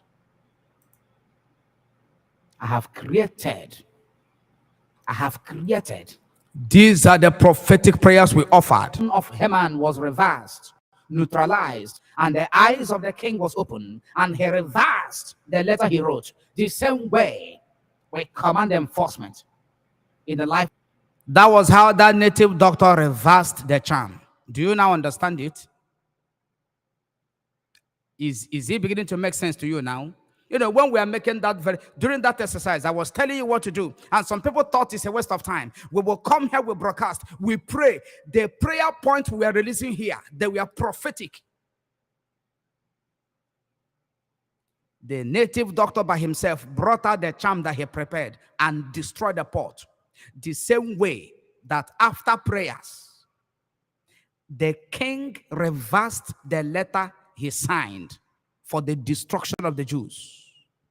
He signed that letter because of witchcraft spell was on him. He didn't know. He signed it. But when prayer were offered, Haman died. Not only that he died, the king reversed the letter, revoked it. The same way that the native doctor revoked the charm and destroyed it. That's why some of you are still talking about Biafra today. That's why some of you are still talking about Biafra. That's why some of you are still have the hope that one day referendum will be conducted. That is why some of you still have the hope and believe that Nnamdi Kanu will come out. It is prayers from this platform, this very altar. It's not gossip. All that period we are fasting and praying and protesting, broadcasting here. They were gossiping everywhere. And I told you, leave them with their gossip. Let us continue to do what God asks us to do. God is working. God is answering us. I was telling you that miracles are happening. Some say, but how do I say, wait. In the coming months, you are going to see what God has done. And today you are seeing it. Give him thanks. This is not time for long sermon. This is not time for preaching. I'm not preaching, and it's not a sermon. Look at the account number. From today to the first week of July, from today to the first week of July, it is Thanksgiving. You have to thank God. The court case is coming up on the 28th. The court case is coming up on anything I tell you from this platform. Obey and see what God can do. Obey. Stop arguing. And I've told you, I will not continue to explain everything as I've done before because it is affecting us. The enemies are using it to fight against us. The native doctor by himself destroyed the charm that he prepared. Have you seen such before? The double agents were exposed. The infiltrators, the betrayers. In the name of Yeshua HaMashiach. Everybody shout amen. We are going to the next point right now. We are going to the next prayer point. The Bible says in the book of 2 Samuel 16 verse 23, chapter 15 verse 31, chapter 17 verse 14. Haman, should I say Ahithophel, that walked with David. He was the counsel of David. And now he cross-carpeted. He decamped. He joined forces with Absalom to destroy David. Okay. He was a wonderful counselor, advisor. The Bible said that in those days, the counsel of Ahithophel is like the counsel, is as if you went to the oracle of God to consult. to ask for what to do. Any counsel that Ahithophel gave in those days was gospel, was authentic, very powerful. David had that Ahithophel is one of the conspirators, is one of the saboteurs, one of the sellouts. Is working together in concert with Absalom. David prayed a very simple but powerful prayer. He said, "Oh Lord, turn the counsel of Ahithophel to foolishness. Turn his counsel to foolishness." And the Bible said from that time forward, every counsel, every idea, every suggestion that Ahithophel gave to Absalom was rejected. Why? Because God wanted to defeat the counsel of Ahithophel that he may bring evil upon Absalom. In chapter 17, verse 14, when Ahithophel discovered that his counsel was rejected by Solomon, his counsel was summarily rejected, completely rejected, and thrown into the waste bin. Which was exactly what happened. That was exactly what happened.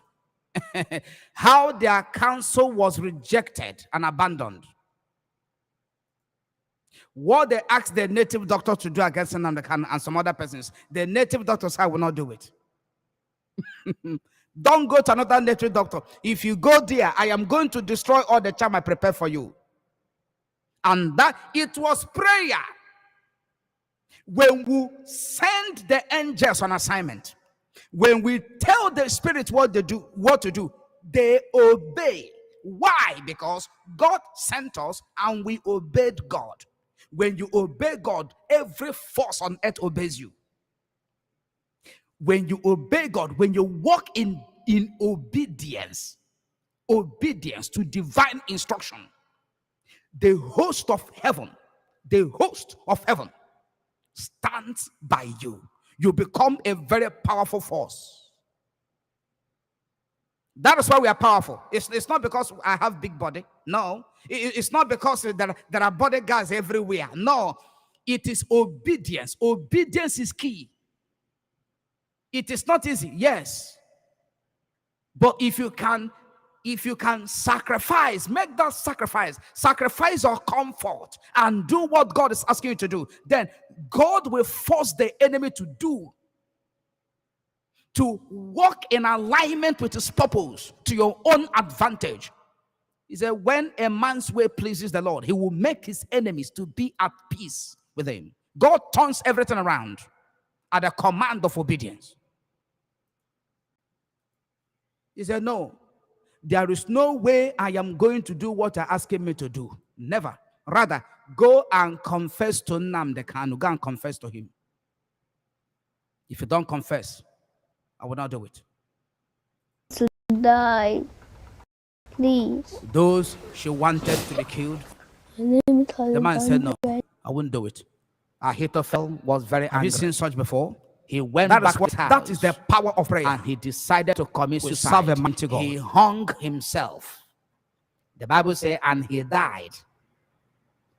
And then he was buried in his father's grave. First of all, God turned his counsel to foolishness.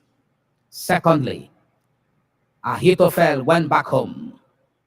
He left the camp. He left the group. He left the meeting without. Are you following now? Have they not left their camps? Absalom. He left the conference. He went back home. He never rested at home. He was not sleeping. He was upset and depressed. The next thing he did, he took rope. He tied it somewhere very high. And then he climbed.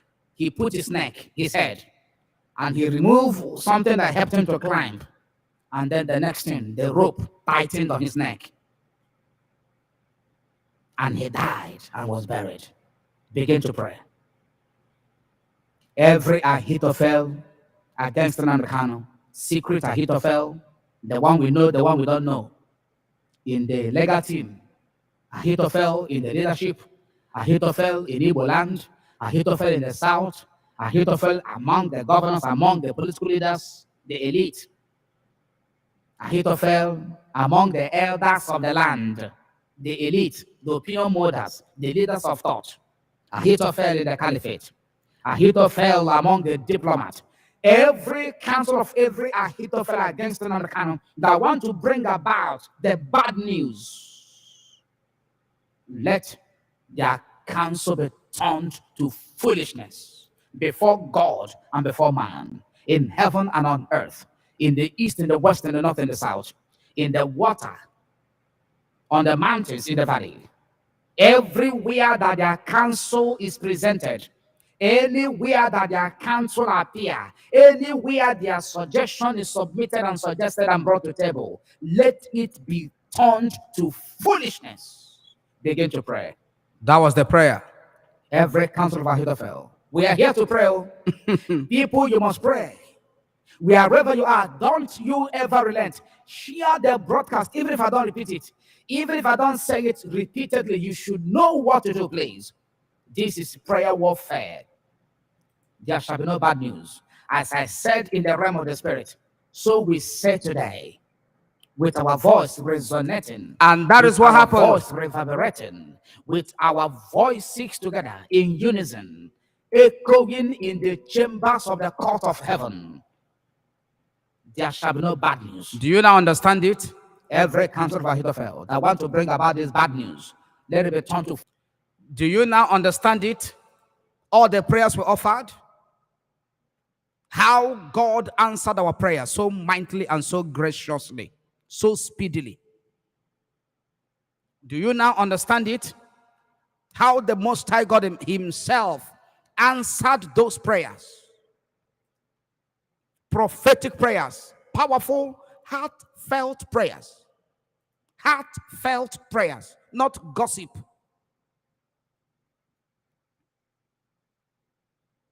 Do you now understand it? And God has done it. God is still working. You must understand it. This God that we serve, he is still at work. He's not relenting. Some of you think that it is finished. It's not, the work is not finished. We are doing more work offline. I have told some people, all this period I've not broadcasted, we are doing more work offline, not on air. You must understand this. I am bringing another screen to you. The account details are displaying there. They are looking at you. Some of you that have not known the account details. I know that these my wonderful few sisters that have been supporting us, they are not the people I'm talking to. They are not. Because already they are trying their best already. They are here watching. I'm seeing them. These are people that don't need me to talk about giving thanksgiving or thanking God for what God has done or supporting the church, supporting the ministry. If not for the grace of God, we lost the first quarter of 2022. 3 good months. We achieved nothing physical, nothing material as a church because of the sacrifice, our national assignment. It's not a loss. It's a divine investment. It's not easy. Not everybody understands it. These people have been supporting from the beginning. So the emphasis is not on them. Am I trying to exonerate them? The answer is no. But the emphasis is not on them. Look at the candidates there. It is time to thank God. That is what God told me. He told me, he said, emphasize. Tell them, don't be diplomatic about it, the way you used to do. Don't be diplomatic. Say it openly, that they should thank me on this altar, the altar of God's Praise International appointed place, where I appointed you to be in charge, where I anointed you and gave you power. You speak my mind, you reveal my mind, my will, my purpose to them, and I back it up, it come to pass. You pray, I answer. On this very altar, let them bring their thanksgiving. You will do it too. It's not by force, but you will do it. Because what God has done, you can see it very clearly. This is not trade by barter. This is not naira bet or gambling. No. You are already seeing the result. You are seeing everything manifesting. You are seeing it. You have to thank God for what God has done. He manifested himself so powerfully, so mightily. He said, I'm testing, I want to test them. That's what he told me. He said, I want to test them. Some of them that will comply. I want to test them. I want to try them. To know how they value me and how they regard me on this altar. Send their counsel. Ahithophel, may your counsels be turned to foolishness. Every god of the land that they will invoke to receive sacrifice. Now listen. This is one of the prophetic prayers we offered. It's one of the, you are hearing it right now. You are hearing it right now. It is one of the prophetic prayers that we offered. And you will hear some places I mentioned. I mentioned Aguleri in this prophetic prayer against the gods of the land. To work against Nnamdi Kanu. Any god of the land they will mention, any juju that they will mention, we forbid you from answering them. Okay? We will tell you gods what to do.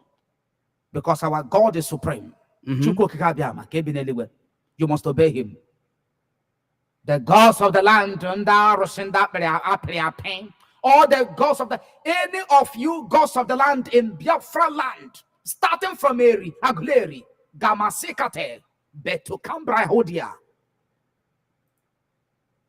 Any of you gods of the land that they will invoke, any of you that you will receive kai shanap, aromatic shanap, you will receive any libation and you come out to do what they want, we forbid you. You cannot. This prayer was offered. We made this prayer on the look at it, on the 8th of May. Look at it there. The 8th of May.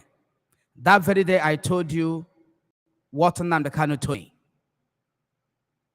Look at the date there, displaying on the screen. That was the day we made this very prayer. We bound the gods of the land. We addressed them and we told them what to do, and they did it. We bind you all. Really, ke posiateya, ikasima du prakomazia. Sharanga itesekato dina pekoto inesia prata ekodika sekatamaya gobezia idake parongia. You gods of the land, in Biafra land, in Igbo land, in the south, every one of you that they will invoke, every one of you they will consult, every one of you they will give a bulle, any one of you they will give a chicken, a fowl, a cow, any one of you they will give human sacrifice, any one of you they will give blood. Did you hear that?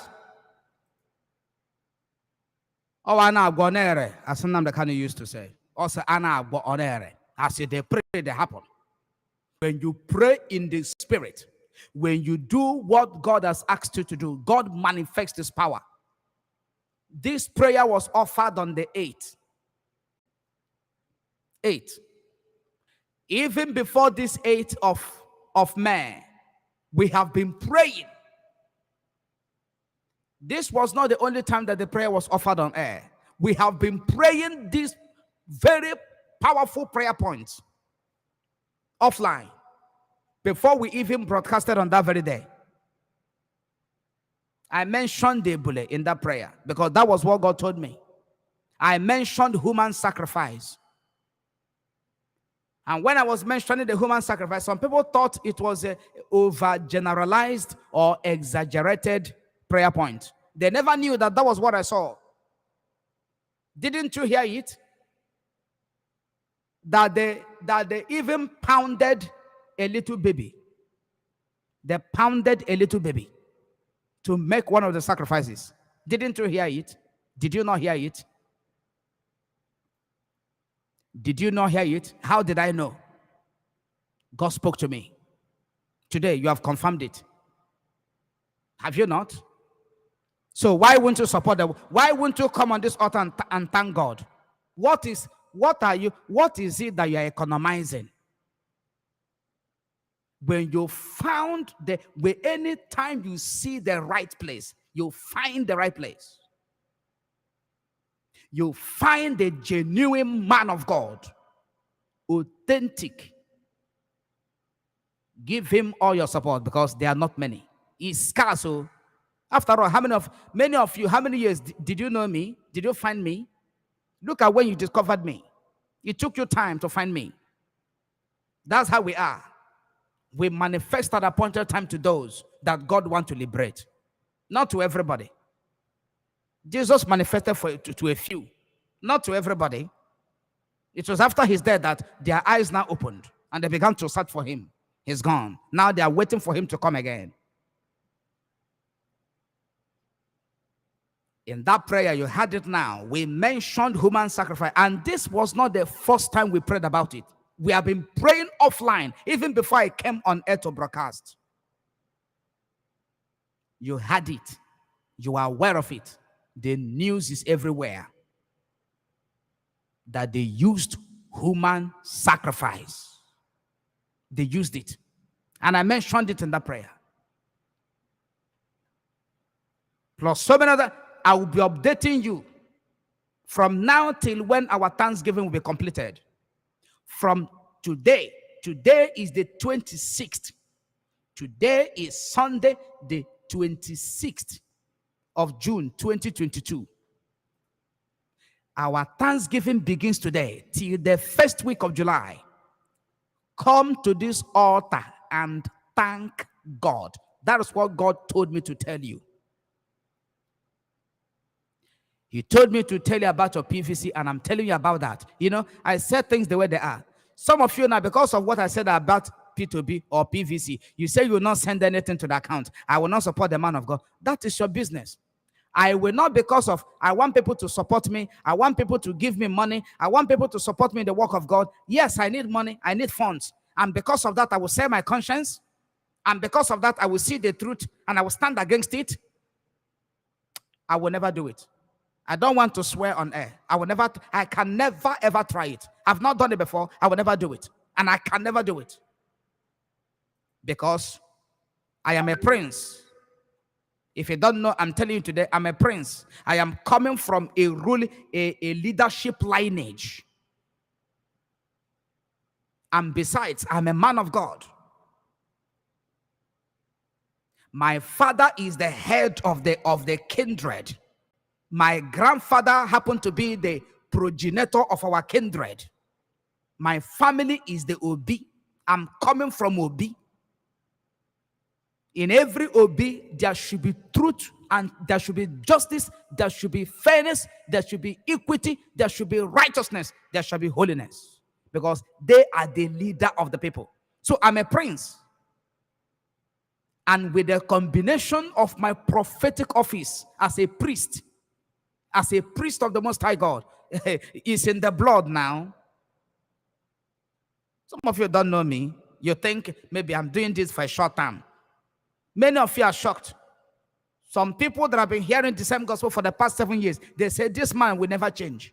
Why will I change? It's not in pretense. It's not hypocrisy. If it's hypocrisy, I would have stopped long ago. This is 7 good years. The message getting stronger and more clearer and more powerful. So you think I can stop? Do you know how many of them that have contacted me? Do you know how many? Even as we're talking about this P2B now, do you know how many of them? Look at the account number there. Give God the thanks. Give him the honor due him for what he has done. You cannot buy it. Even if you bring out 1 million, is okay, but it's not much. It's not much. When you compare what God has done, look at the answers.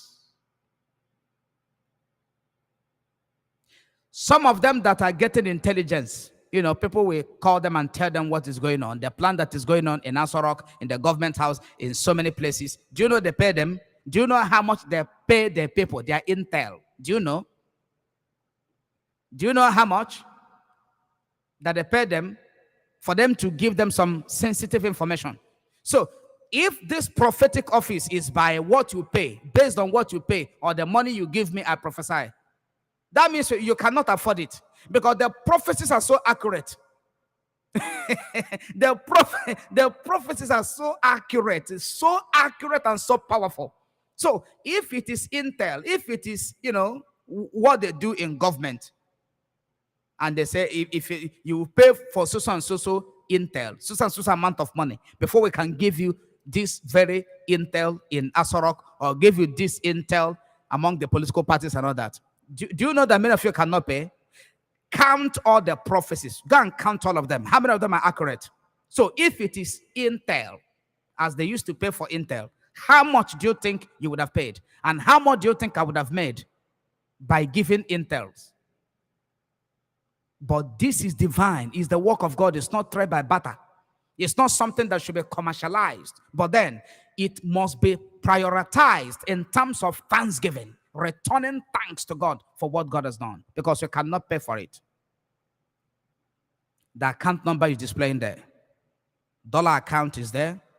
Nnawuihe Maxwell Nnawuihe, that is the dollar account. As you're seeing it boldly written on the screen, is there on the screen, permanently there on the screen, so that we will not be distracted or forget it. The account number is there. The SWIFT code is there. The Naira account is there. The Naira account name is Nnawuihe Maxwell. That is for the Naira account. Now, Maxwell Nnawuihe, that is for Naira account. The account number there is 10198666723. 10198666723. That is the account number for the Naira account.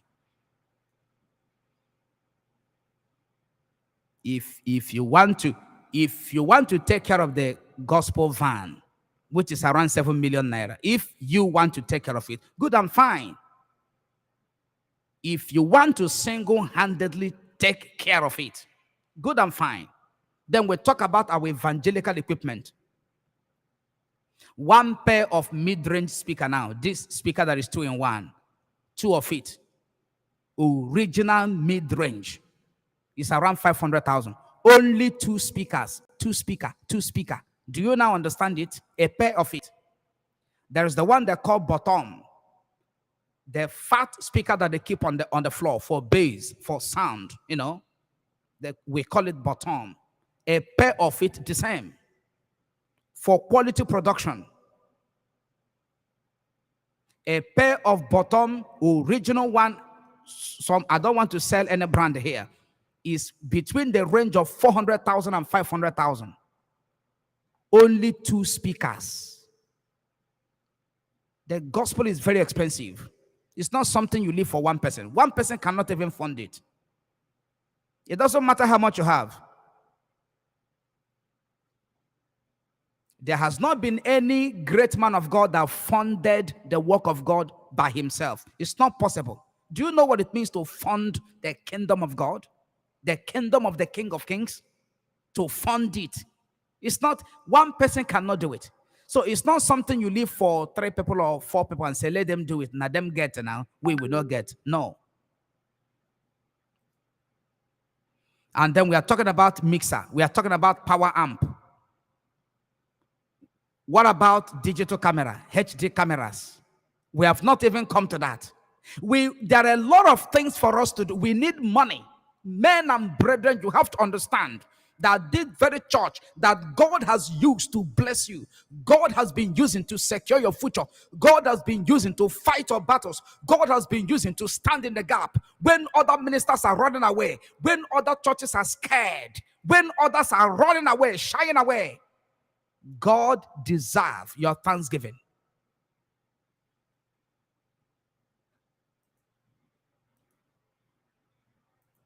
And they will say, walk against Nnamdi Kanu, destroy Nnamdi Kanu, killing Nnamdi Kanu, let the bad news happen. We bind you today. Zao. Ke papa diakana ilaro ki paso tikaya ika preko santa bedima lopre. Goziateya, Goziateya Brano, Lero Kepa. Any of you that operate with the moon, you gods of the land. Shabadema. Shabadema Niako, Esopra Kaladia. We spoke to them and they obeyed. Any of you that operate with the sun, the star, the moon, any of you that operate in the wind, I am speaking to the gods of the land. Everybody, you must speak. You must pray. You must Kamarigadaya. Without us, there is no God of the land. If there is no human being upon the land, all of them will disappear. If there is nobody pouring libation for them, all of them will go blind. They can't see nothing. They cannot decide for us. And they obeyed us. Any of you that walk with the star, the moon or the sun, the wind or the air, the weather, rainy season, dry season, any of you that walk in the water, Ugumini, Magabadamazoba, Baya Elobaya Kipania Tekoma Sekaridia. Any of you that will be consulted, that is being consulted, and you want to do what they're asking you to do today, we bind your powers. Yes. You cannot do what they're asking you to do against them. You can never do it. Even the gods. Have you had it now? Have you had now? Have you had that prayer? What God has done. What God has done. This broadcast is going to end in the next 20 minutes. 10 minutes, 20 minutes, thereabout. And we are going to continue. Any day where God helps us to come on air, you are going to see us. We will allow you that we are on air. Our Thanksgiving begins today. You know that I'm a prophet. I see what you don't see. I don't just talk carelessly. By now you know it. What I'm telling you to do, do it. Biafrans, they should come to this altar, this very altar, the altar of God's Praise International Appointed Place, where I am in charge of, as the prophet, as the priest, from where God has done mighty works for you.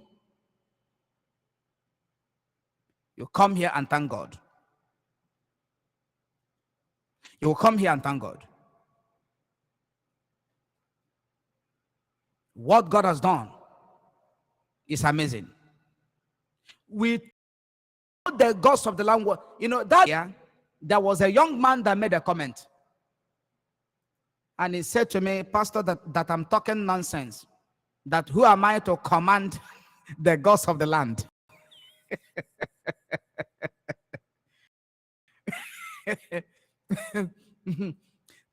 Do you know this program we had, this exercise we had? If it was family deliverance, do you know that you will book them, the men of God? You are going to book them. Do you know that? You are going to book them for family deliverance. Some of them goes with 200,000. Some of them 500,000. There are some men of God with my level of anointing. They will tell you 1.5 million to come for one family deliverance. Do you know that? But this is something that our nation, we are doing it for our generation. It's not commercialized. It's not for money. But then you have to show God appreciation. You have to do it. That is what God asked me to tell you. I'm telling you today. And I'm telling you for the first time. This is 7 years we have been doing this work. And I'm telling you for the first time, it is Thanksgiving on this very altar. It starts today. Copy the account number as I see it on air, as I'm looking at it now on the screen. Those of you that don't have it, pick the account number. We have a budget. We have project we have in our hands. We cannot have people like you that God has blessed with money, and the work of God is suffering. The church is suffering. It's an abomination. It is an abomination. You know what is right.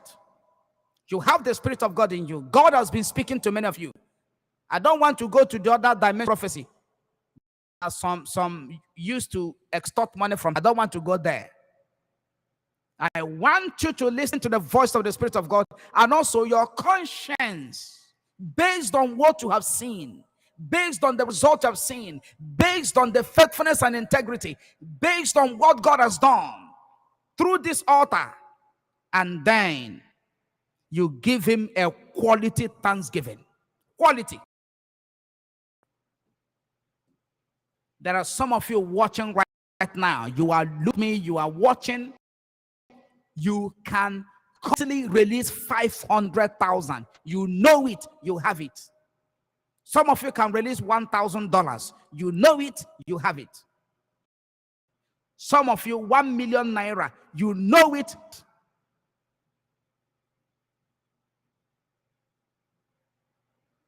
Go ahead and do it. It's not in vain. Everything we have sacrificed, we are seeing the result. Even though 96% of our people flouted it, yet we were able, look at the tremendous result we recorded, much less when there was cooperation. I know you understand it. We spoke to the gods of the land. The young man was telling me, who are you to command the gods of the land? He told me to shut up, that I don't know what I'm saying, that I'm a fake pastor. Today, that young man can understand that the gods of the land knows who is who. Altar knows altar. They obeyed. Tenariwa land. Even the gods in Oduduwa land. Today, we bind your powers. You cannot do what you do against the land. You can never do it. Yes. Even the gods in Arewa land. Even the gods in Oduduwa land. The Shongu. Every one of you gods, strange gods, you have no right to come to our land and operate. You can never try it. Liate, igate. We mount the angels of the borders of Biafra. Makabarania, Nezoraba, Ilaro, Ketoma. We mount the warrior angels in the boundaries of Biafra land. Any of the gods that is coming spiritually to come and take sacrifice, to come and work with the gods of the land in our land, against the case of Namdekan, against this hell, to bring about this bad news, we set you on fire. Let the angels that are mounted by the borders chase you with a flaming sword, the same way that the cherubim self-guided the Garden of Eden with flaming sword. La prakama. You cannot come and operate. Who gave you the authority? The Bible said that we shall bind you and you shall remain bound. He said, casting out demons, casting out devils by the power in the name of Yeshua HaMashiach. Every alien god, every strange god that is coming into Biafra land to take sacrifice, every imported shrine, every imported spirit. You know, when we were offering this prayer, they thought it was one of those prayer points that some pastors used to pray. They never knew it was prophetic, and we were praying in the spirit. Because a carnal man cannot understand the things of the spirit. A carnal man cannot understand the things of the spirit. The person that is asking for my phone number, what is it for? My phone number is everywhere. You don't need to search for it. If you ask about 3 people that are watching right now to give you my phone number, they will give it to you.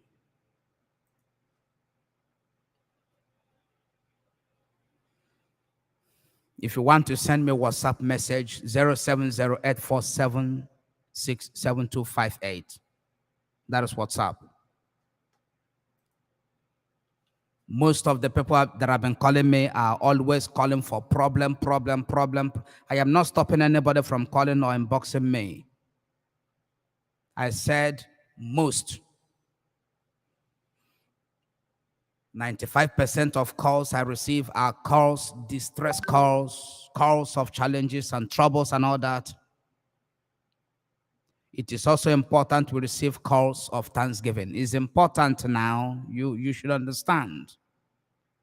It's also important we receive calls of, man of God, which area do you want us to help? We are 3 number. We have a budget for the work of God. What is wrong with those kind of calls? Why is it they are not coming? We need such kind of calls. Man of God, we have decided to buy the gospel van for the church, 7 million.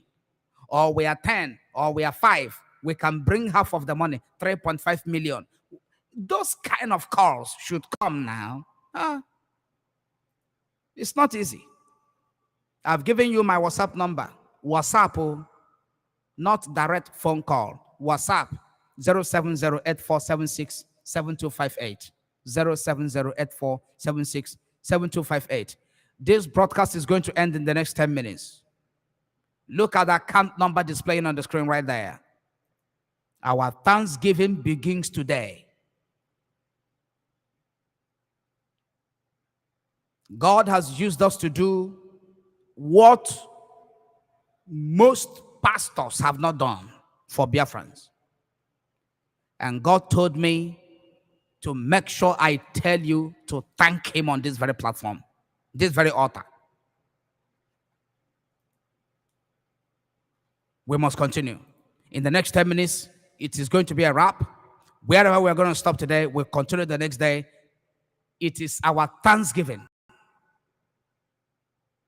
Our Thanksgiving begins today until the first week of July. Continue to send in your Thanksgiving offerings, sacrifices. Spirit, every invoked spirit, any spirit that they invoked from the Arawa land, from the caliphate, to come and walk in Biafra land. Find you. Lapata, Kenaro, with chains of fire.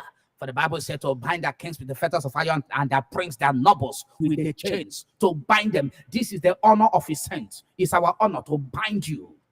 La Prata, Le Caro, Di Katemazindia. We decree no bad news. No bad news. And that was how it happened. Yes. It can never happen. Over the atmosphere where MNK is, right there in that room, right there in DSS Dungeon Abuja, Nigeria. Every shrine that they open once in a while, every shrine, any hidden shrine in the DSS, anything you hear me say is gospel.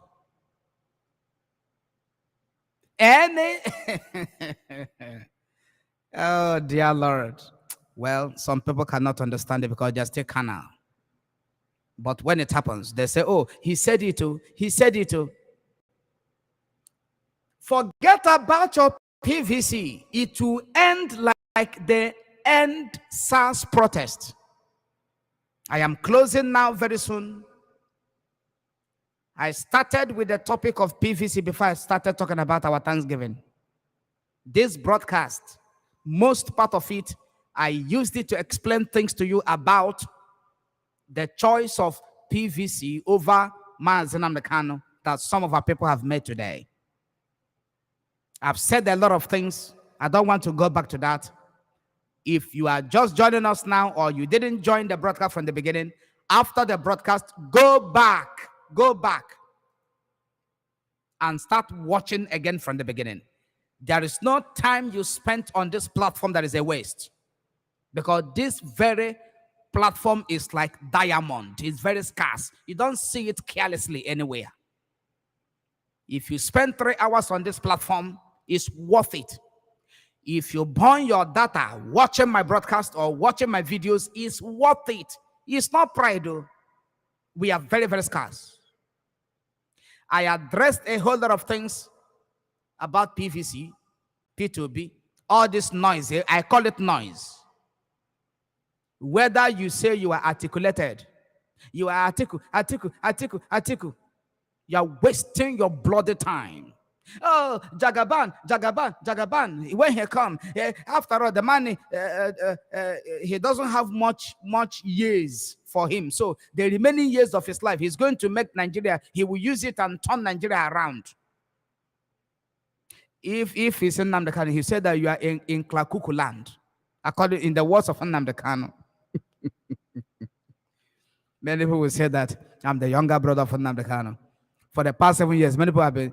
Sometimes people used to embarrass me. Sometimes when I enter some places, they be looking at me. Some of after some time, they'll be asking me that when I enter, that they thought I'm Nnamdi Kanu, whether I'm somehow related to him. And sometimes when I talk, they say I talk like Nnamdi Kanu. For the past 7 years,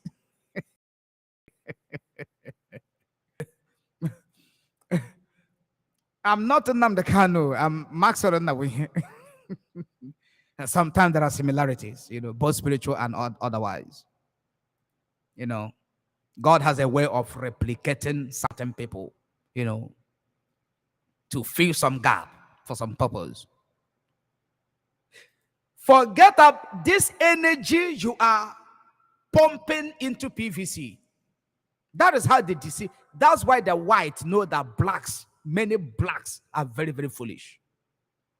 Any little thing, they distract blacks. Any little thing, blacks will start running after it. Any small thing, blacks will go for it. Keep on distracting them.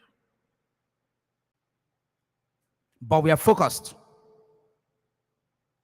Anything you are discussing and talking about and giving your time and priority in terms of the general interest of the people, the collective well-being of the people, that is not to release Nnamdi Kanu, you are wasting your bloody time. I don't care if they block me on Facebook. I don't care if they block me on WhatsApp. I don't care anywhere as they have been suppressing and blocking me everywhere I go. I don't care. What I care is to do the will of God that sent me.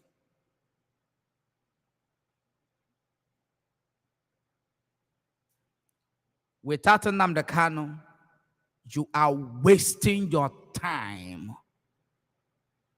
P2B cannot save you. Look at Professor Yemi Oshibanjo, the Vice President of Nigeria. As the Vice President of Nigeria and Professor of Law, what has he done to transform the judiciary of Nigeria? To make sure that there is rule of law, law and order, due process. What impact has the professor made? Professor of law. He is also a pastor. With all the acquired wealth of knowledge and education, yet under their regime, lawlessness is reigning supreme. Can't you understand it, for goodness sake? That is how Nigeria was structured. It was structured to be fractured and to collapse.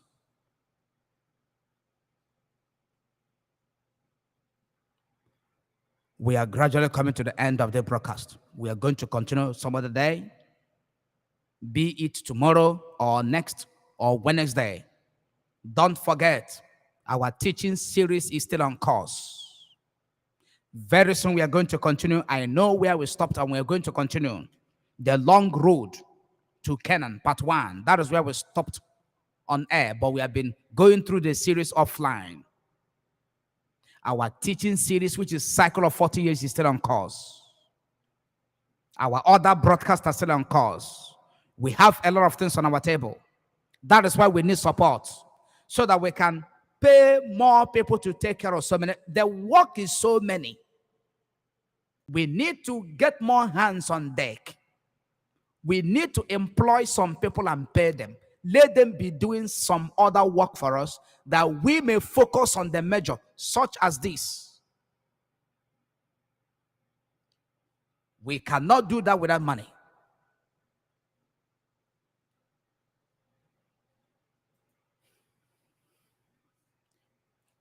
Stop wasting your little time that you have to release Nnamdi Kanu on P2B.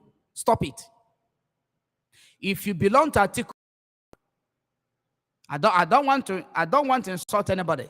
If you belong to the articulated whatever rubbish, that jargon, and you say you're a Biafran, and you say you need freedom, and you say you're a pastor, shame on you. Shame on you. And you say you're supporting Tinubu, oh, Jagaban, oh, APC, our party, oh, their party. My uncle is in the pipeline. After Tinubu come, shame on you. If you are not talking about the release of Nnamdi Kanu at this particular time, if you are not making concerted effort to make sure he's released, you are a lawyer, you are a judge, you are an elite, so to speak, you are a political opinion molder or opinion leader, whatever you call yourself, captain of industry. All the celebrities in Biafra land, in Igbo land, who have abandoned the discussion of Nnamdi Kanu, who have switched over to P2B because they need concert, they need show. They want to, so that they'll be calling them for show. They want to showcase their talent. Shame on all of you.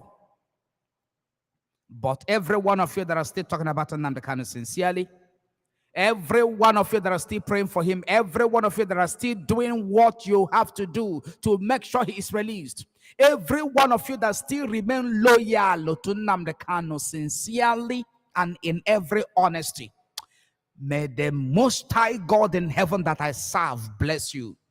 May the land where you are bless you. May your businesses be blessed. May your lives be protected. May your children be blessed if you have any. May the Lord bless you 100 times and 1,000 times. May God keep you in good health. May the Lord prolong your life upon the face of the earth. And may your days upon the face of the earth be long and blessed. In the name of Yeshua HaMashiach.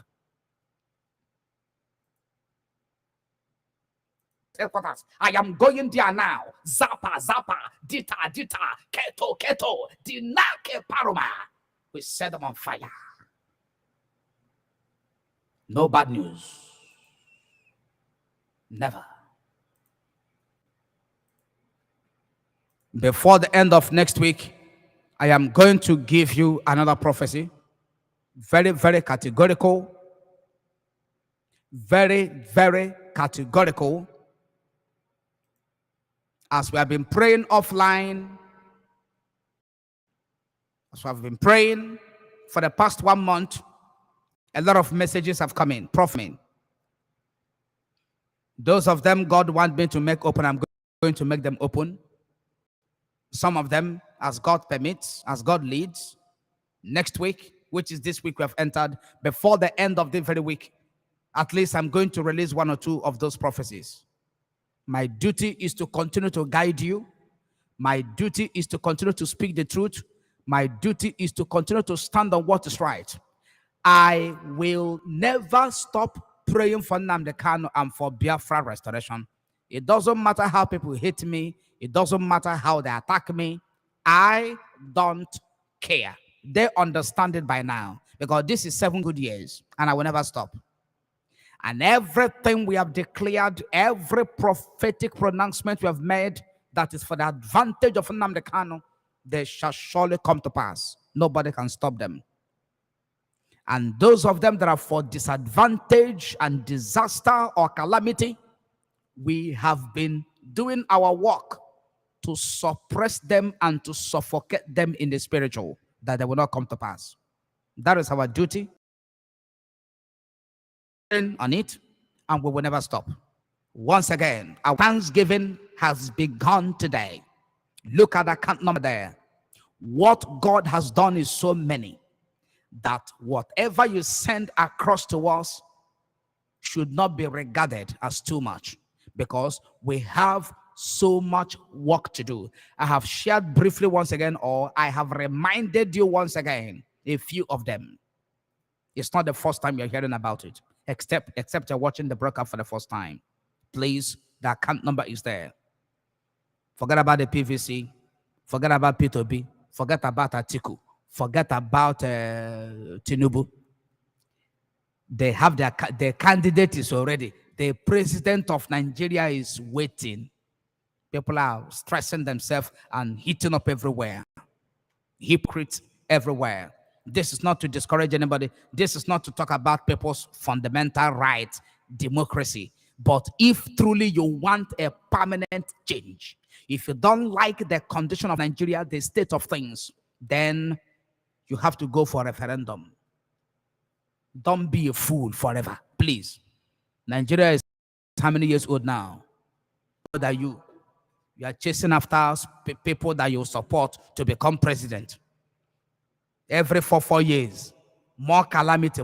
What is wrong with some people, for goodness sake? Stop it. Get Nnamdi Kanu out. Let us go for a referendum, so that before you die, you will see civilization. Don't you want this place to be like Europe? Don't you want to enjoy it? That Europeans will be traveling to Biafra land, they will be traveling and be coming for vacation here. Why is it that most people don't like progress, but they appreciate it elsewhere? They don't want it to happen in their land. Please, from me, from here, I want to say good night.